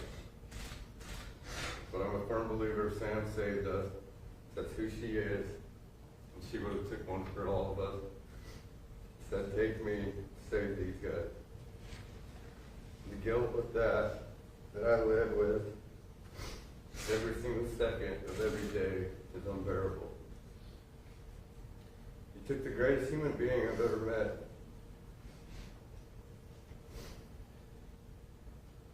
She's not coming back. She's gone. She was my world. And I'd give anything just for 1 second to hold her again.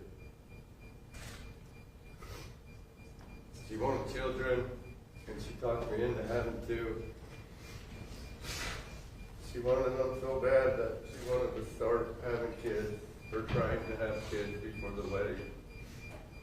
But I was nervous that she wouldn't be able to fit into her wedding dress.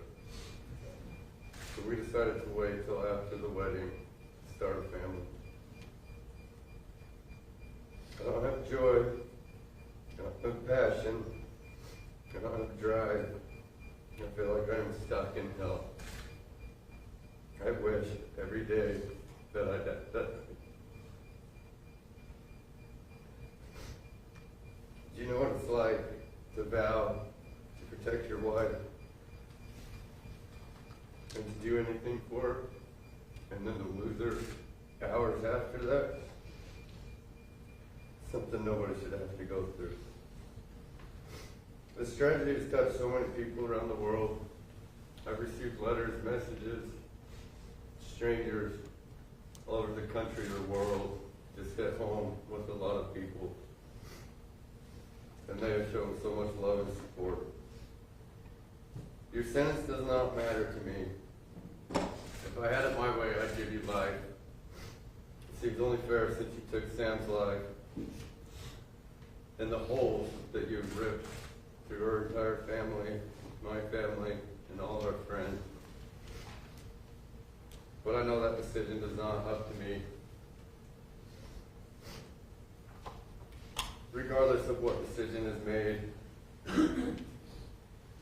I still will be in this hell. I still will have to go through everything. My brother-in-law will still have pain, will still have surgery. Sam's family will still miss their daughter and sister.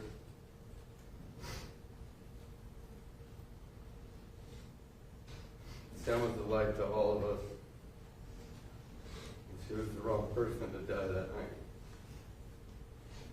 This is a quote from Sam's vows.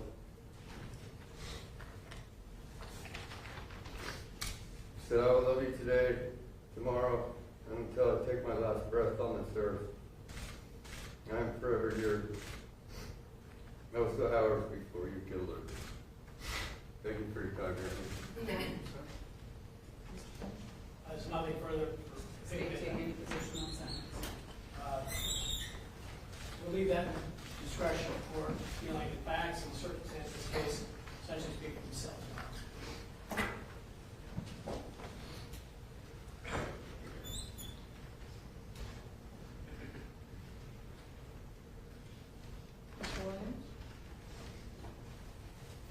Your Honor, with the court's indulgence, I'd like to address the court in argument on behalf of Ms. Komoroski. Sure. Thank you. You may proceed.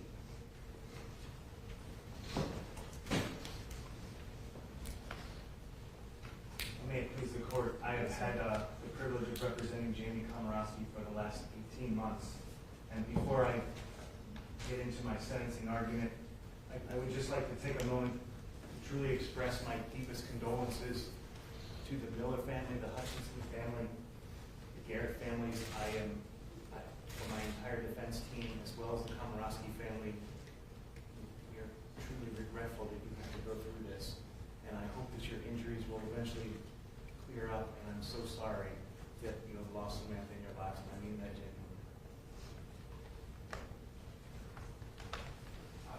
Our entire defense team and the Komoroski family cannot fathom the pain that these lovely families are going through. And while we know it's never enough, we genuinely convey those deepest sympathies and prayers. And I want the court and everyone in the courtroom to know that Jamie has heard the calls for punishment. And as you will soon hear, she recognizes those calls are justified.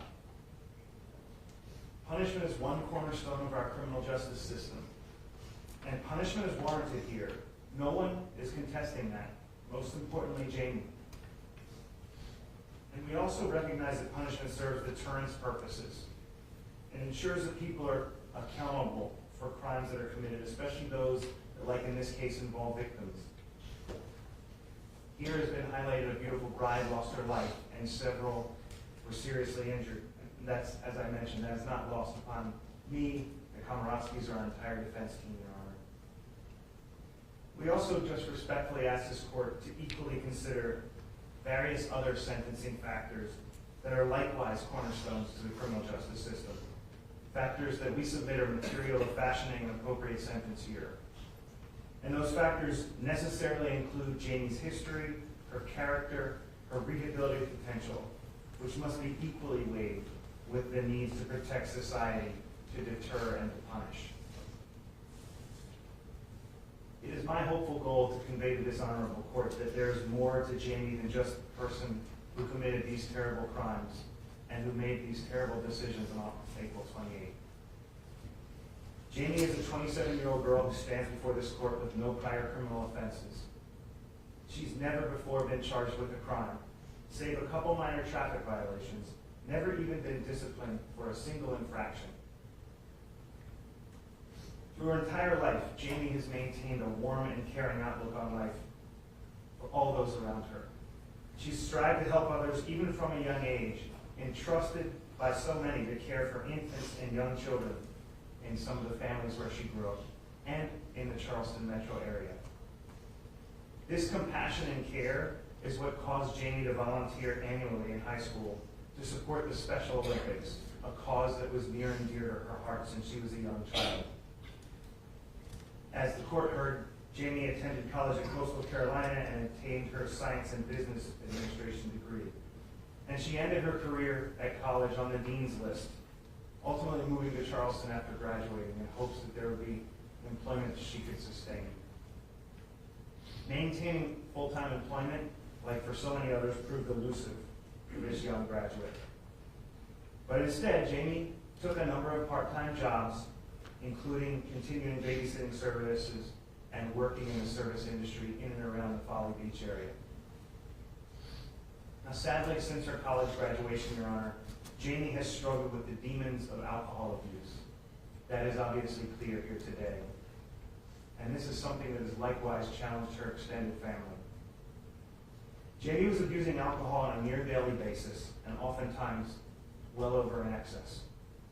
And her addiction, I want to make this point very clearly to the court. It is not offered as an excuse to her conduct whatsoever, or to make it appear that she somehow is the victim. We all recognize, most importantly Jamie, that that is not the case. She knows no one forced her to drink or drive a car. She, more than anyone in this courtroom, knows that. And I raise this only to demonstrate that her alcohol addiction, the level and scope of it, played a central role in how we arrived here today. As the court is well aware, this is unfortunately not a unique tale for those who struggle with alcohol abuse. Jamie undoubtedly made a tragic and terrible decision to get behind the wheel of a car on April 28th while significantly intoxicated. And it was her decision and no one else's. And I can tell you, after talking to Jamie on a near daily basis during the entire course of my representation, this evening continues to haunt her, and it will continue to do so for the rest of her life, no matter what happens in this courtroom today.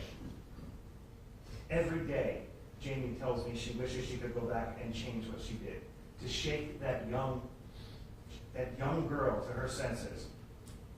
Even Jamie will admit that she doesn't recognize who she was back then, a sentiment that candidly even friends have shared, but unfortunately she can't. Now, Your Honor, it's often been said that character is truly demonstrated in times of struggle and failure, not in times of success. And in that vein, and in that concept, I ask the court to consider Jamie's actions and behavior since these tragic events of April 28th, in addition to her personal history and characteristics. Jamie has not approached this with a woe is me attitude or felt sorry for herself or tried to endorse any victim mentality. Instead, she immediately accepted her addiction and embraced the need for alcohol treatment. And while there were inherent limitations in the substance and depth of that treatment. She did what she could. When you say inherent limitations, what are you referring to? She was not able to be visited by a therapist while she was at Alcannon. And based on the How long restrictions, was she at? she was there for a year. The court will indulge me for one moment. From April 28, 2023 until her release on March 1st, 2024. Is there a reason she didn't avail herself of the programs at the jail? The programs are very limited based on the ability to communicate with inmates there. No, She- there's a peer program, the 16 weeks that's available. Someone could have asked that if you ordered. She could have well taken advantage of that. No, Your Honor, to be sure, she did. I'm talking about more substantive treatment, which obviously Here is the substantive program. Yes, very much. she did avail herself. She of did that. do the peer program? Yes, ma'am. Excuse me, Your Honor, one second. Did she do the peer program, Mr. Williams? Is the peer program? It's an acronym, PIER. It's a substance abuse intensive program that's 16 weeks at the jail. It's offered by Charleston Center. It's substantive drug and alcohol treatment. It was never offered to me. You have to sign up for it. I They'll know. come seek you out. Yeah. I do not. So she did not. Okay. You may continue. I apologize, Your Honor. That's okay.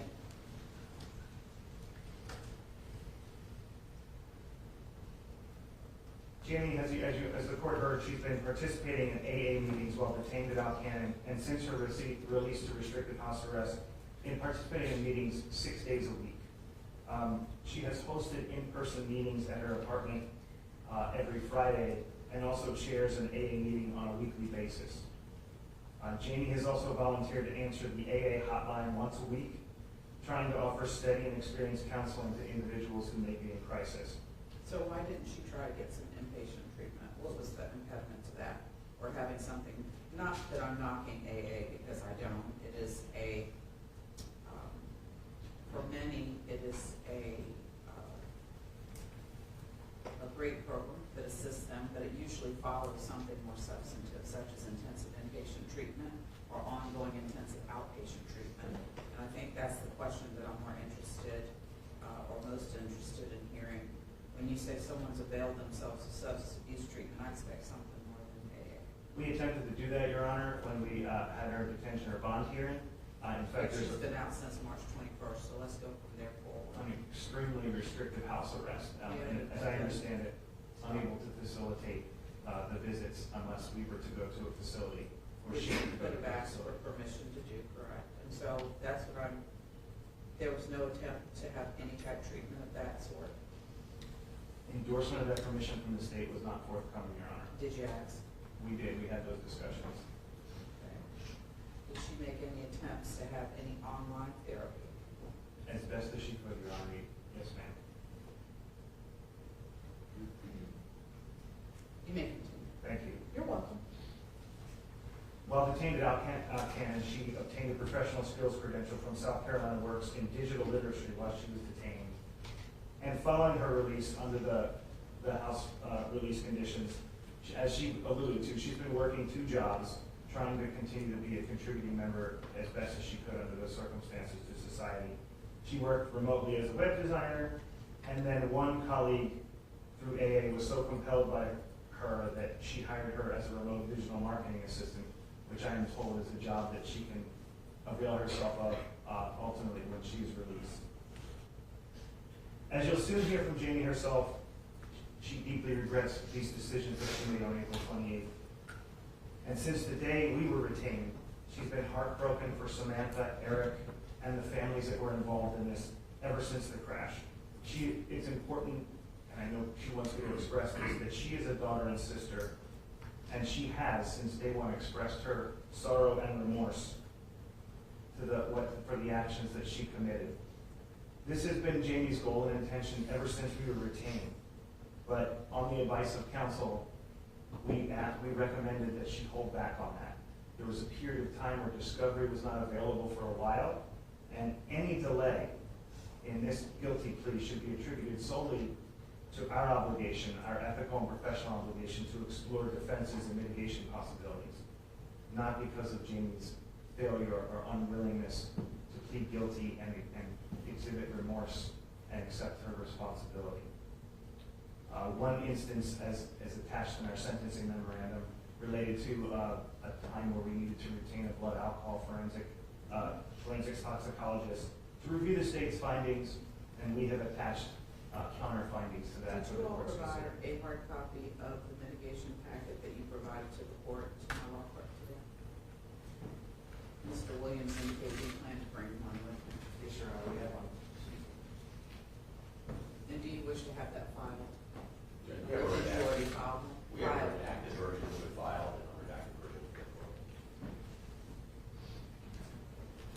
Yes.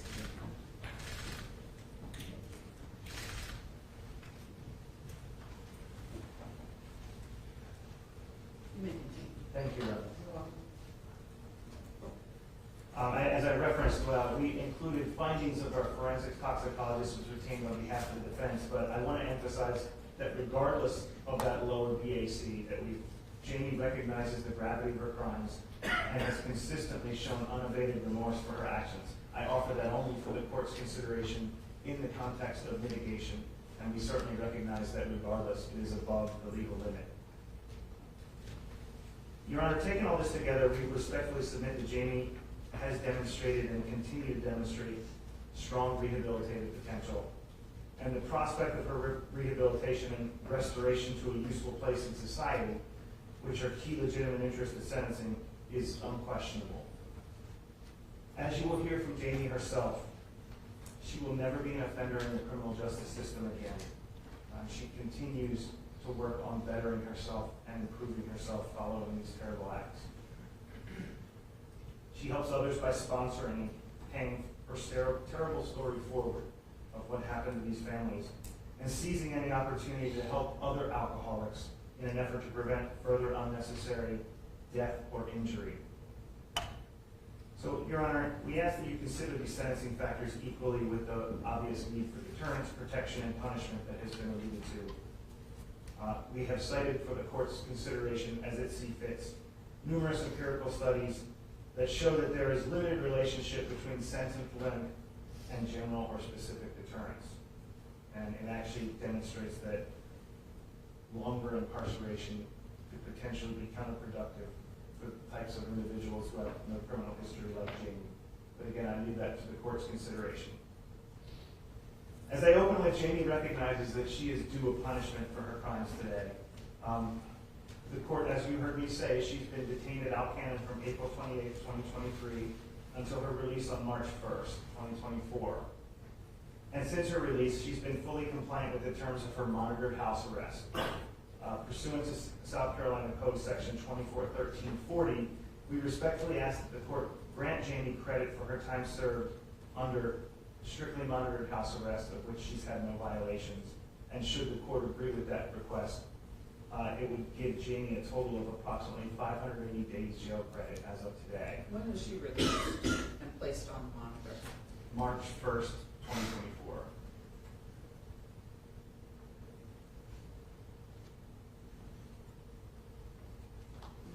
Thank you, Ron. You're welcome. Incorporating this credit, we only ask that the court fashion a sentence that's sufficient but not longer than necessary under these circumstances. It is genuinely hoped by Jamie and by all of us and her family that while she caused this great tragedy, her actions on this one day of her 27-year life will not solely define her as a human, and the court will see that. Prior to becoming a defense attorney, Your Honor, I spent the bulk of my professional career as a federal and state prosecutor, including 10 years as an appointed district attorney. And I had the unfortunate obligation to determine countless plea offers in felony DUI cases in a dense jurisdiction of nearly 700,000 people. And sadly, these types of cases were not an uncommon occurrence. To be sure, these are the most difficult, gut-wrenching cases to assess. And as is the case here, defendants are typically people who have lived very productive lives with no criminal record. And I just want to highlight that what I believe the court is familiar with. These defendants don't set out to commit crimes with malice or evil in their hearts. But nonetheless, those actions that they take have destroyed or taken lives. Balancing the interests of the state, the victims, and the defendant is extremely difficult. And Jamie here is no different. She has chosen to plead guilty to her crimes without the protection of a plea agreement. The court should see this, I hope, as evidence of Jamie's genuine remorse and acceptance of responsibility for her actions. She never intended to challenge these charges because she knew what she did was wrong the minute that it happened. She would never put the Millers, the Hutchinsons, or the remaining family members through the pain of a trial, having gone through what they already have. Your Honor, I say the last concept for what I submit is the most fundamental cornerstone of the criminal justice system, and that's mercy. Mercy is not often spoke of in the courtroom, but the courtroom is precisely where the place where mercy should exist, especially considering the nature of felony DUI cases where tragedy exists on both sides of the V. It is difficult to keep mercy at the forefront, especially when a beautiful life like Samantha's has been taken and wonderful people that stand and sit behind me have been through what they've been through. But I humbly submit this is where mercy plays the biggest part.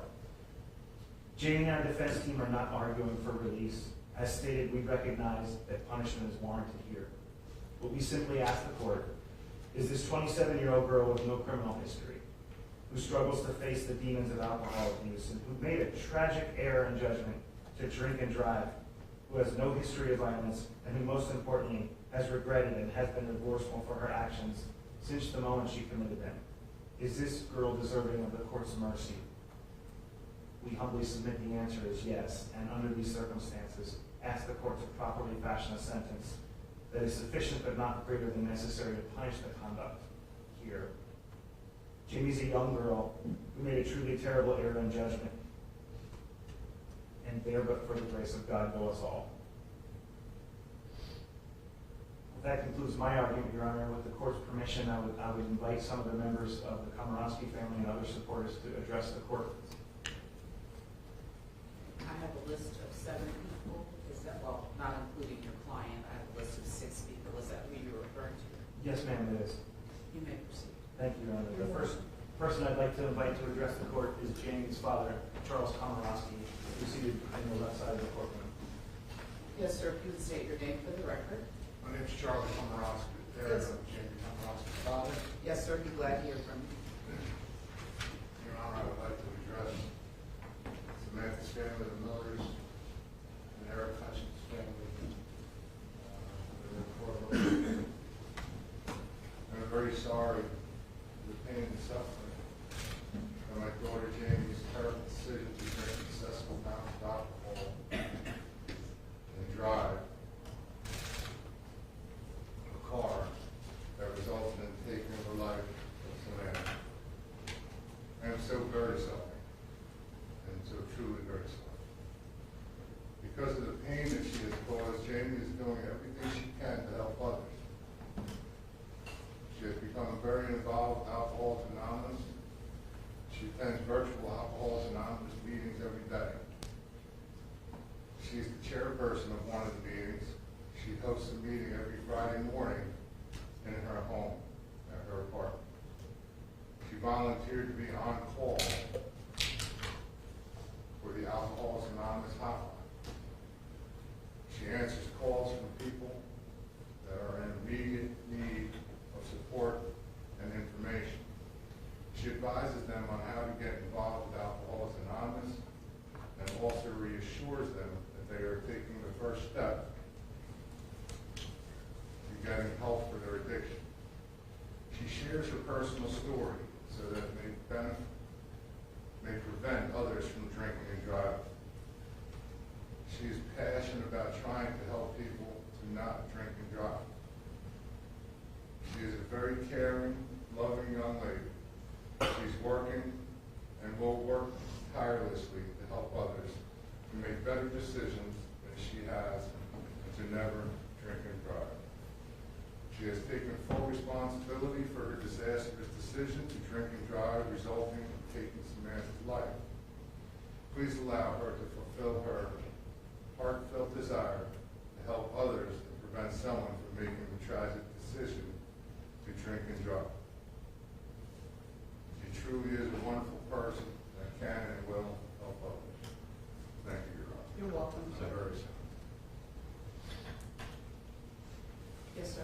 Thank you, Your Honor. I'd like to invite Jamie's mother, Tracy Komoroski, to address the court next. Yes, ma'am, we'd be glad to hear from you. You would state your name for the record. My name is Tracy Komoroski. Good afternoon, Your Honor. Good afternoon. Could you spell your first name for the record? Traci. Thank you, ma'am. You may proceed. I'm Jamie's mother, and first I want to say how truly sorry I am for all the pain and suffering, the heartache the victims and their families and loved ones have endured. With my deepest sorrows, I will always feel the pain. I will not feel the pain, I will feel God for what has happened to everyone.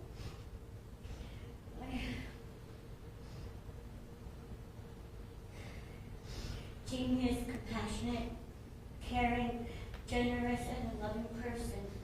She's been a loyal friend, sister, and daughter. She greatly cares for others and wants the best and happiness for others. This makes her happy.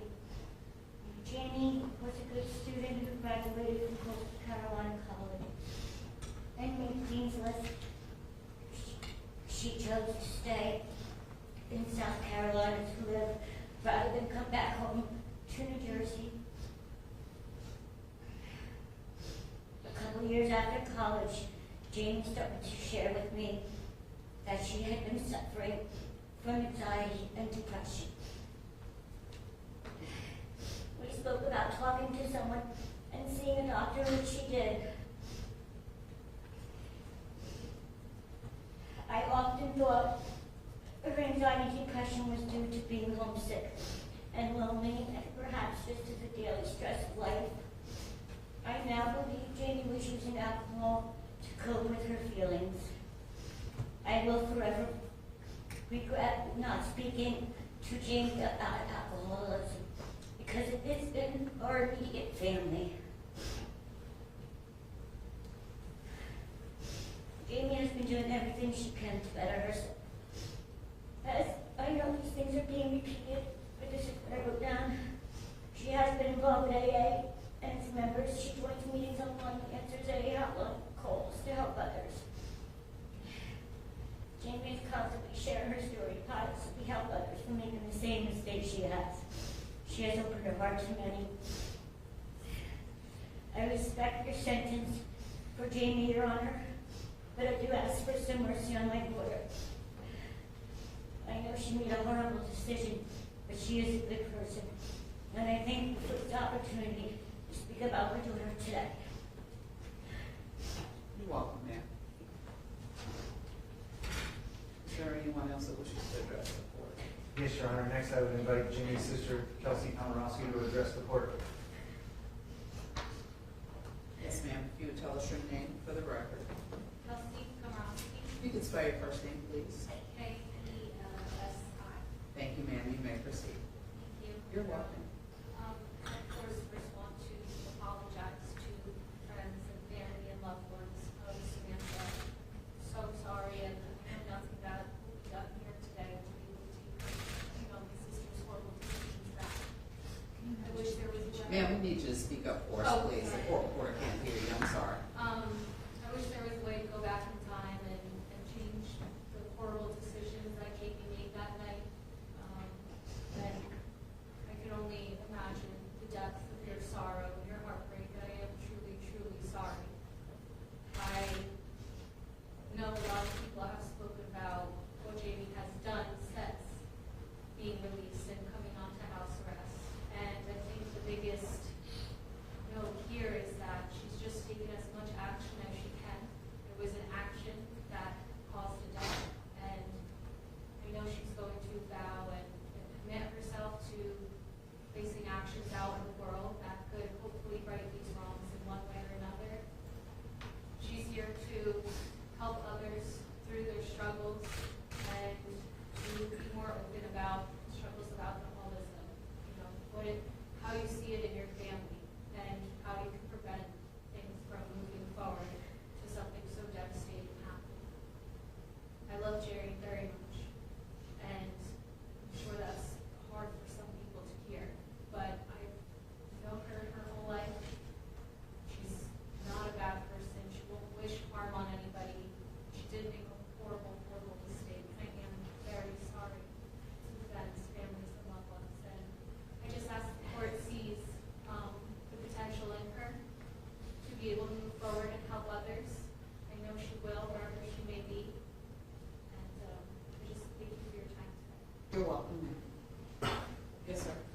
Your Honor. Next, I invite Kim Walters to address the court. You would state your name for the record. Yes, Kimberly Walters. You may proceed. First of all, I'm deeply sorry for the loss of Samantha, as well as the financial implications, as well as the physical implications of the family. My name is Kimberly Walters, and I'm a sober member of Alcoholics Anonymous. I've been attending MEA for many years. I take meetings to the jail, and that's where I met the defendant, Jamie. I met her in May 2023. She was extremely sad and confused when I met her, and she didn't grasp the situation. While in Jamie, she had limited access to counseling while she was in jail, but she did attend the AA meetings that we brought in from the outside. We provided her with a big book, and she started to go through it with some of the members within her community and read the big book as well. When she was released on house arrest, she reached out to me through some of the Zoom meetings and asked me to be her sponsor, and I gladly accepted. As her sponsor, I met with Jamie twice a week at her apartment, where we went to the big book. We began working the 12 steps of AA. And AA is not just a fellowship, it is a way of life. It's a way of life for me and many others to keep me sober. I work with other alcoholics. She has taken complete action for accountability for her actions, and she's made amends where she can. Jamie approaches part of the process with fearless and determination to turn her life around and take responsibility for her actions. She made the direct amends where she could, and she took on a path of honesty and integrity. Through her involvement in AA, we heard of all the great things she's done, whether it be hosting meetings at her home, reaching to other alcoholics, or sharing her story, so this tragic accident will not repeat itself. In addition to recovery efforts, she's also found a part-time job, using her education to better herself and care for herself. This opportunity has allowed her to get back to the community by advancing her career. She's passionate about helping others, as we've heard, and helping other local run businesses and helping other women as alcoholics. As we all know, what has occurred is a tragic accident as a result of the disease of alcoholism. While there's no true way to right this wrong, Jamie is deeply remorseful of her past actions, and I care for her as she was my own daughter. She's thoughtful, kind, and compassionate. This tragic experience has unfortunately awakened her and had her claim that she's now an alcoholic, and she's now embraced the principles of AA. In my many years of Alcoholics Anonymous, I have worked with many sponsees. That's part of this program. You can't get sober alone. We do it with others. We continue to carry the message to help other alcoholics. Jamie stands out to me as a very impactful person, not only because of her circumstances, because of her unwavering faith, in a brighter future and an embracing of the AA program. Jamie is ready to make amends for the life she took and for all those that were affected. She's accepted whatever the judicial system imposes on her and intends to face this with dignity and sobriety. I'm incredibly proud of her, and although she's remorseful for her choices, she is an alcoholic and she was sick. She did not make the decision consciously or sanely when she was drunk. She made the choice to drink, but unfortunately in alcoholism, this is a deadly disease and we make very poor choices. While nothing can be done to bring back Samantha, Jamie's a young woman with a full head of life ahead of her. She's already on the way to changing her life around, and adding many, many years of sentence might be reckless as well. I have 2 teenage daughters, and while I would be devastated if something happened to them, I would hate for another life to be taken away through a lengthy sentence. I strongly believe that our AA community and the broader society will be better off with her actively contributing as a member, and I pray for mercy and leniency. I thank you for considering my words. You're welcome, ma'am. Thank you, Your Honor. Next, I'd like to invite the Director of the Charleston Recovery Center, Jennifer Jett Peck, to address the court. Good afternoon. Good afternoon. If you would tell us your name for the record. My name is Jennifer Pett, Jennifer, P-E-T-T. Thank you. You may proceed. I have had a lot of tears for both families involved in this, and a lot of prayers for both sides of it. There's no easy way, there's no easy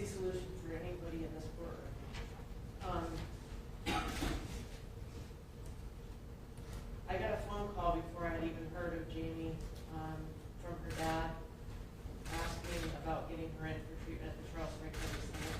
I know that she had wanted to get help for her alcoholism. I guess it was shortly after the accident.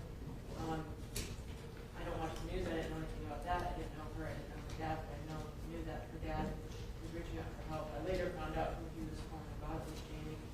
And I was invited to the bond hearing where the family and her attorneys had hoped to get her involved in the Charleston Recovery Center or a residential long-term inpatient recovery center, and they wanted to have Jamie come there. It didn't work out with the decision of the court, but shortly after Jamie was released on her bond, she reached out to me, and I know that she reached out to several other women in AA and tried to get some sort of recovery going from where she was standing. She wasn't sure how that worked. It sounds like she had found a wonderful sponsor. She checked in with me several times since she's been on house arrest. She's been making good progress with her sponsor. Alcoholics, I'm a recovered alcoholic myself. My sober date is April 21 of 2019. And I've been on the side of the law where, the courts, where I was facing time. And I know that from that side of it, God can use us wherever we go. Whether it's this courtroom, whether it's jail, whether it's home. In Jamie's case, she has thoroughly embraced the steps. You're right, Your Honor, you can't go to AA and expect to stay sober. You have to thoroughly walk this path. You have to thoroughly invest yourself in this program and work these steps. Jamie has worked all the steps, and a huge part of this program is continuing to pass on this message to other alcoholics. And her story is powerful. Working in the recovery community, I've seen a lot of tragedy. It's a heartbreaking field to be in, but it's also very rewarding because I've had the benefit of seeing people like Jamie turn their lives around and carry this message to help countless other people that came in behind them. I went to an AA meeting once and they asked somebody who was sober several years, several decades, to stand up. He was dying of natural causes. He was still sober. They had asked everybody who he had helped who he had sponsored to stand up. And a handful of men stood up. Then they told those men to keep standing and the people that were sponsored by those men to stand up. And more people stood up. And then those people who had they sponsored to stand up. And eventually, out of about 150 people in the room, everybody was standing except for a couple of people who hadn't had a chance to embrace the steps of Alcoholics Anonymous. And the ripple effect of what Jamie's story is and how it can heal people and help others, she may deserve a punishment. But the people that she can help don't deserve that. I believe that. Thank you, Your Honor. You're welcome. Yes, sir. Thank you, Your Honor. Last week, having Jamie's brother, C.J. Komoroski, address the court.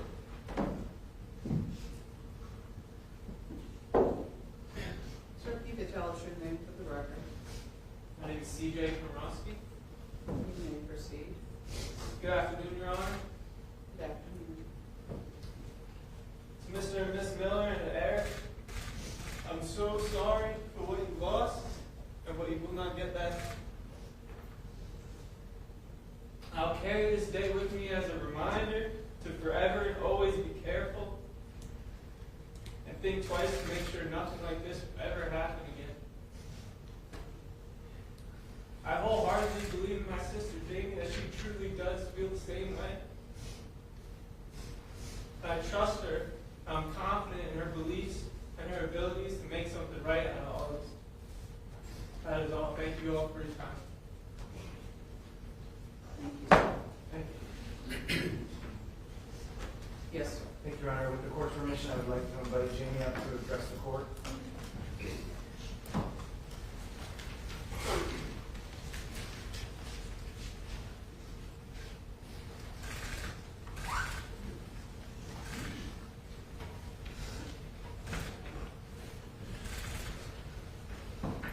Yes, ma'am. You may proceed. Thank you, Your Honor. You're welcome.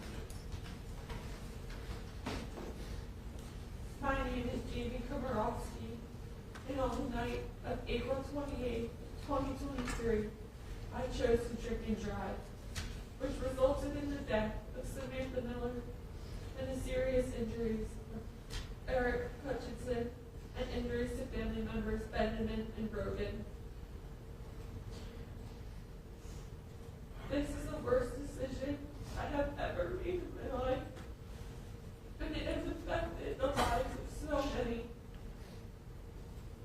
First and foremost, I want to address all the victims of the accident I caused and say how truly and deeply sorry I am.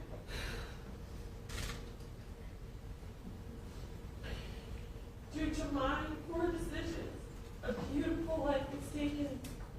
A wife, sister, daughter, and friend of many is no longer with us. And for that, while I know an apology will fix nothing, all I can say is how incredibly remorseful I am. I also am truly sorry and remorseful for the physical and emotional pain I caused to the other family members. I wish I could go back and undo this terrible tragedy, but I cannot. I will live the rest of my life with immense regret for what happened that night.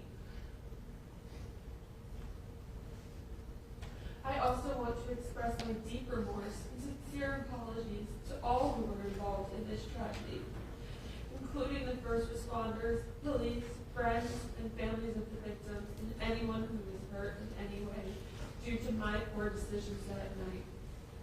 This will be something that impacts all of you for the rest of your lives. I take full responsibility for the tragic outcome that my decisions have made. I will carry this guilt with me for the rest of my life. And as much as I wish I could go back in time and have none of this happen, I know that cannot be done. A lesson I have learned is that just because you have good intentions or would never want to hurt anyone, if you aren't being responsible for your actions, you can and you will hurt people. I know I am going to be punished for these actions, and I agree that it is something that must be done. I would like to make it clear that whatever my punishment is, I will use the time to better myself, spread awareness about the dangers of drinking and driving, continue to help others with addictions through AA, and work every day to improve myself to give maximum service to the community and my fellows. Some ways I plan on doing this include staying extremely involved in AA and the fellowship of helping people recover from their addictions.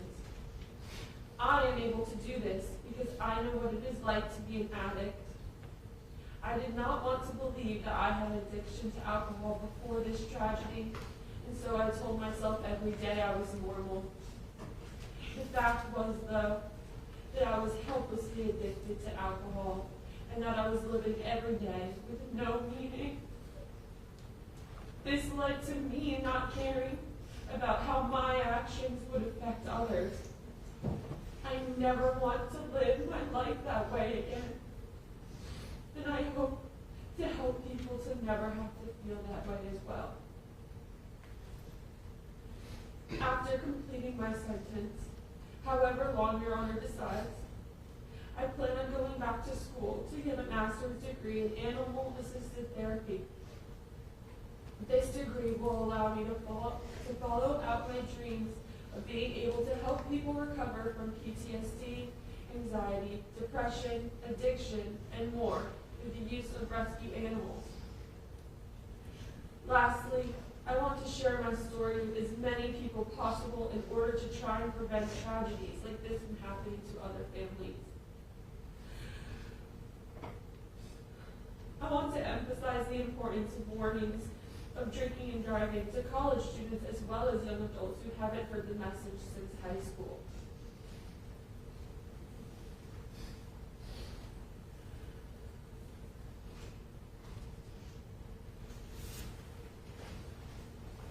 It is vital that the warnings of drinking and and driving don't stop after the age of 18. I feel we all need to be reminded, no matter what our age is, so that the reality that this can happen, if not careful, stays fresh in people's minds. I have never been in trouble before, but one isolated decision of mine devastated so many lives. All of this work I plan on doing will be dedicated to Samantha and her family. Unfortunately, it took this incredible tragedy and terrible incident to wake me up to the extent of my addiction. I hope to help people wake up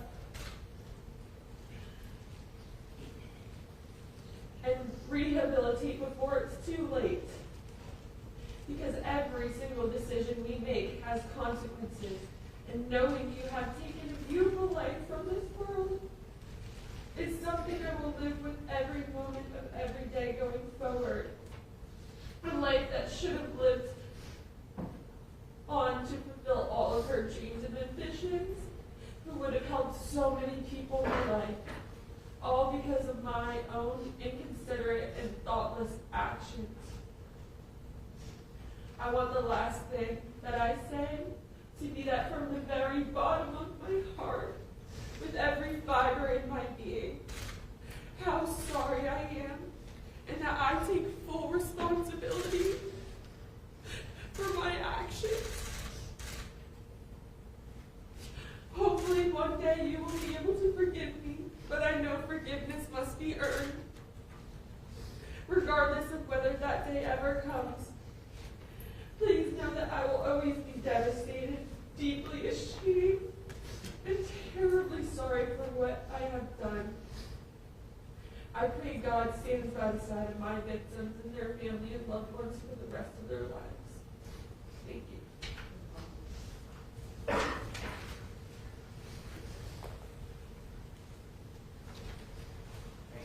You're welcome. You're welcome. Anything from the state?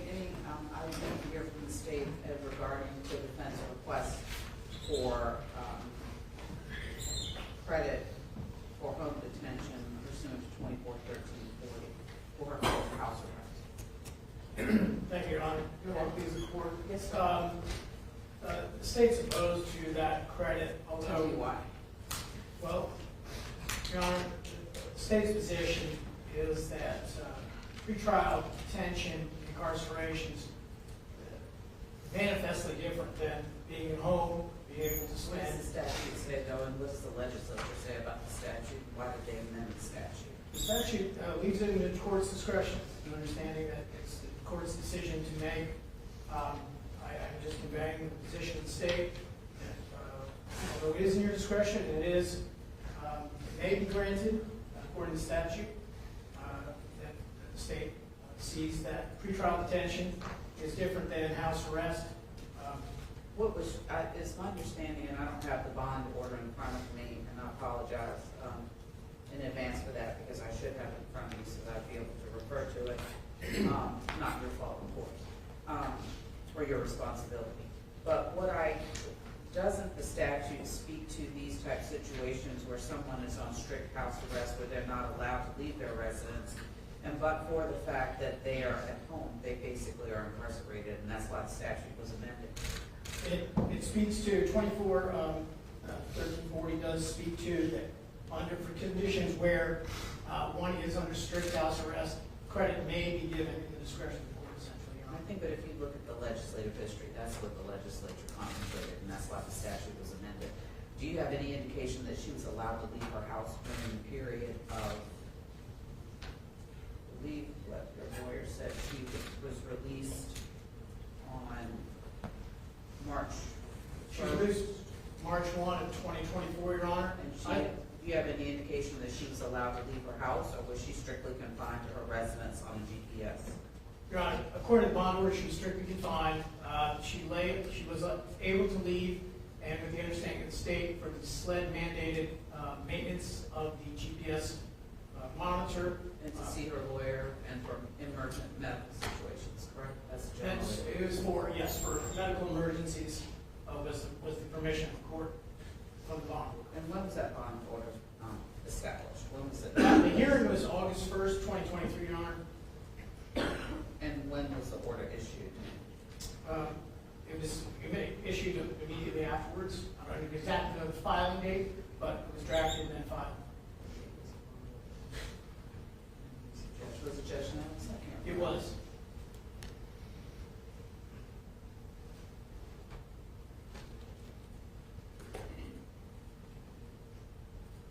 So the order was issued August 1st of 2023, but she did not bond out until 3/1 of 2024, is that correct? That's correct, Your Honor. That was a condition of the bond. But what exactly were the conditions of the bond? Was it simply a house arrest, or was there more to it? Was there a surety put in place to give us? There was. It was $150,000 surety. It was strict house arrest, but for medical emergencies. The defendant was to wear a scram monitor and be monitored by GPS bracelet, right?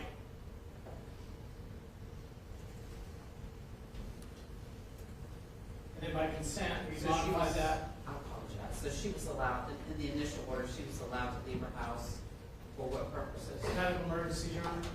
And that was it? That was it, yes, Your Honor. And then you further, said y'all consented to? We consented to an amendment that allowed her to leave pursuant to the requirements of SLED maintenance on the GPS. So she had to go someplace in New Jersey to have them maintain No. the monitor, or how did that work? No, that was local, Your Honor. That was, her bond was posted by Bad Boys Bail Bonds. And So then, she never left South Carolina, is that what you're that's saying? correct. She had to maintain a residence in Charleston County. Okay, that gives me the clarity I need. So she had to go to where'd she have to go for the maintenance on the monitor? To, I believe it's Somerville. That would have been the monitoring agency's office. She did that every once a month. And prior to that, it was every 90 days to check the battery on the scram monitor. And I have that order in front. I have the modified order. I don't have the original order from Judge Jones. But I signed the original modified order on May 17th of 2024. And what you all agreed to was $150,000 surety, electronic monitoring and house arrest, permitted to leave residence for medical emergencies, or as directed by prior orders of the court, where a scram monitor must reside in Charleston County and must surrender her passport. That's correct, Your Honor.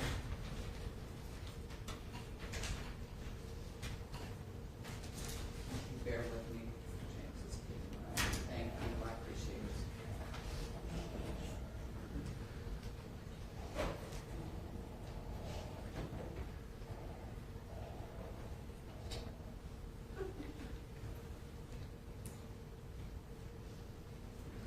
The original bond order was entered March 1st of, when I say original, I mean by circuit judge, March 1st of 2024. And that was by Judge Nettles, and what he indicated was, and that was, it was signed 2/29 of 2024, but it was issued March 1 of 2024. And the hearing was, you said in August of 2023. Correct. And that order provided $150,000 surety. The defendant shall be subject to electronic monitoring house arrest. The defendant shall only be permitted to leave her house for medical emergencies, or as directed by prior orders of the court. The defendant shall be required to wear a scram monitor, and for the benefit of the court reporter, that's an acronym, and it is SCRAM. The defendant must maintain a residence in Charleston County. The defendant is prohibited from driving and must surrender her passport. So it looks like the only difference was the allowing her to leave for medical emergencies was the only, no? So I'm trying to figure out what was amended by the second. So To allow the SLED monitoring. I got you, I apologize. To go to coastal monitoring for her monthly SLED mandated monitor inspection. That's correct, Your Honor. Okay. And so that was what, a couple hours every month? How long, do you have any idea how long that maintenance took? I do not. I did check with monitoring companies today, and they did not identify any violations of that. I'm present, in case you have any questions. Perfect, you can answer that question for Yes, me. ma'am. How often was the maintenance? If you could tell us your name for the record. Stacy Andrews, Stacy. And you were with Bad Boys? No, ma'am. My company is Coastal Carolinas Monitoring LLC. And how often did this maintenance take place? Now that we're SLED mandated as of January this year, GPS clients must be visually in person inspected once a month. So she was at my office for about 20, 30 minutes at most, once a month. Perfect, thank you so much. Yes, ma'am. Okay. I'm sorry. You may continue your argument regarding whether, regarding the request for credit for monitored house arrest pursuant to 241340. I don't think I have anything further on that, Your Well, Honor. tell me again why you feel it should not be awarded.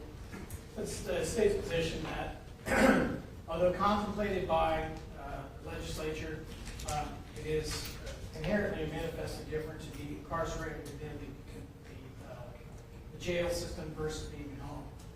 You're saying the house arrest system, when they modified the statute, that was their intention, that you only get credit when you're in jail? That the credit is at the discretion of the court, Your Honor. And the state's position is that that should not be granted. However, again, it's at the discretion of the court. Anything further from the state regarding any response to the defense argument on sentencing? Only as Your Honor pointed out, the only amendment to the bond, the only amendment sought for the bond was to maintain the GPS monitor. There was no, although there were discussions that were referenced regarding substance abuse treatment, that would have been, and that was conveyed, that's a discussion, that's a determination of the court, that was never sought. Are you saying that she never sought permission to go to intensive inpatient or outpatient treatment? Not from the court, Your Honor, no. That's not my question. Did she ever ask for y'all's permission to do that? And is her counsel correct in his representation to the court that y'all were not amenable to that request? It would have been via consent, we were not. Okay. All right. Anything further, Mr. Finch? No, Your Honor. We all have been sitting over 2 hours. I think it would be appropriate for us to take about a 5-minute break. I need to think for a couple minutes, after which we'll resume. It is now 3:49. Was 5 minutes? Y'all know I don't count well. 3:54, Your Honor. We'll be back at 3:54.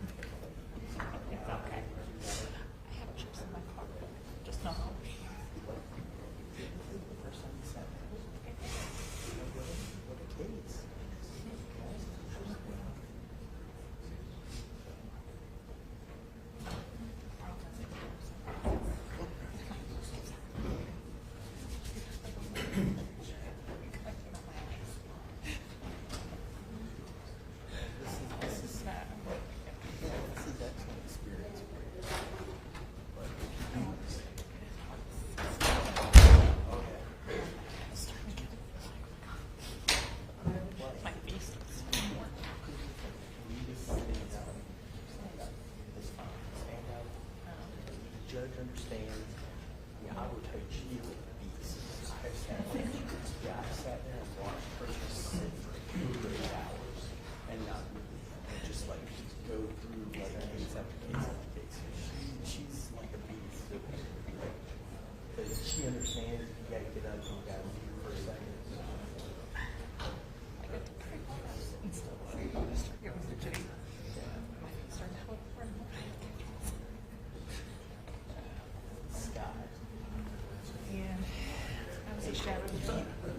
If you need to take off, go somewhere. I'm in the courtroom. So I told Charlie to cover me, and he left. Well, he asked me if I was good. I was like, yeah. He was like, I was sitting in the chair going. I've been in the other room, but so because there's not court personnel in here, you know, obviously we have to have a deputy in here because that's the secure side. I don't have to explain to you, you know, but yeah. So just I figured as long as people were in here, we can. yeah. So these guys, they can be in here because they can get to the secure side anyway. But yeah, anybody really, but the solicitors can too, and they get to the secure side. But yeah, rails. So we have to make sure. And neither of y'all got a key, but yeah. Yeah, we did. Oh, y'all got keys? Well, we went downstairs. Oh, okay. Make sure and turn them in before you leave. You want to make Yeah. All hell prisons. Yeah. They will call you and you will come back. Oh, yeah. Yeah, I've had to do it. Yeah. If you need to go somewhere, I got it. Dibley already said to tell you that. Just a minute.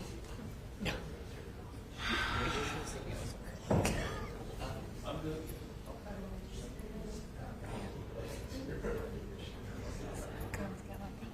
So I didn't wear it. And so it's just my skin. I'm just going for like that. Do it all the time. Carry it on when I'm home. I'll do it. Stick it in there. That's it. Listen.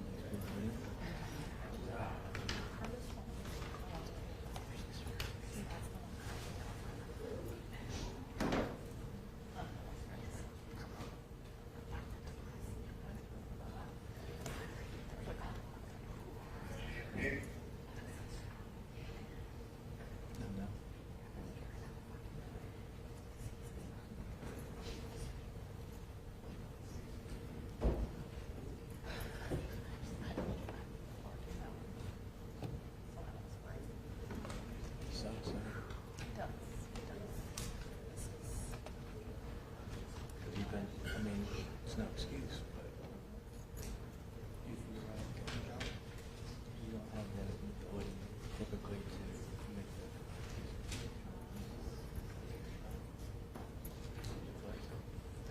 That's when you Mm-hmm. that's why you need to get it beforehand.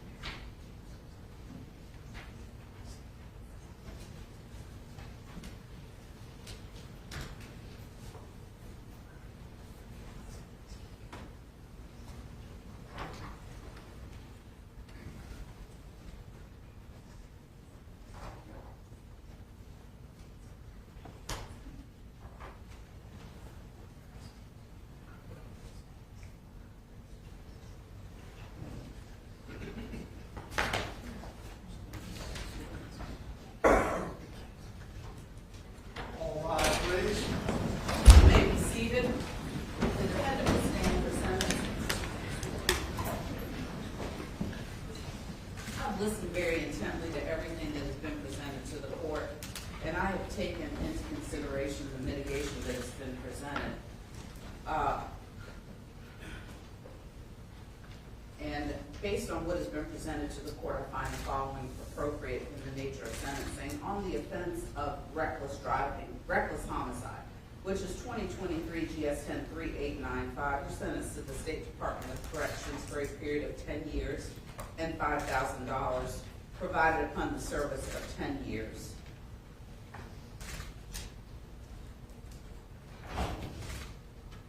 Yeah. On both counts of felony DUI, great bodily injury, you're sentenced to the State Department of Corrections for a period of 15 years and $5,100, provided upon the service of 15 years. And on the offense of felony DUI with death, you're sentenced to the State Department of Corrections for a period of 25 years and $10,100 provided upon the service of 25 years. These sentences are concurrent with one another. You'll get credit pursuant to 241340 if that becomes applicable. And I think it is appropriate, and I queried Mr. Finch for a particular reason. It was not random. Our state legislature, in their infinite wisdom, amended 241340 to allow for time spent on monitored house arrest. And it was contemplated that a person get credit when they are basically in jail at home. And based on how Ms. Komoroski's home detention was structured, she was in jail, but for being at home. And I think it is appropriate that she receive credit for any time served on monitored house arrest or home detention. Those terms in my mind are interchangeable. From the period of 3/1/2024 through the present, and we'll calculate that and place it on her sentencing sheets. Again, these sentences are concurrent. I've ordered the ATU if that is available to her, and she will get credit for any time served pursuant to 241340. Thank you all for your time and your attention today. Have a good afternoon. And I will leave the clearance of the courtroom to security, so I would ask that everyone stay in place and allow Major Bernstead and those who are assisting him. Ma'am, you may want to leave any valuables you have with your family. Leave that to them, so I would ask that everyone stay seated until the security does what they need to do in terms of clearing the courtroom. And if Mr. Curry at this point are present, as soon as y'all get through doing that, if y'all could bring him in so we could take care of his matter as well.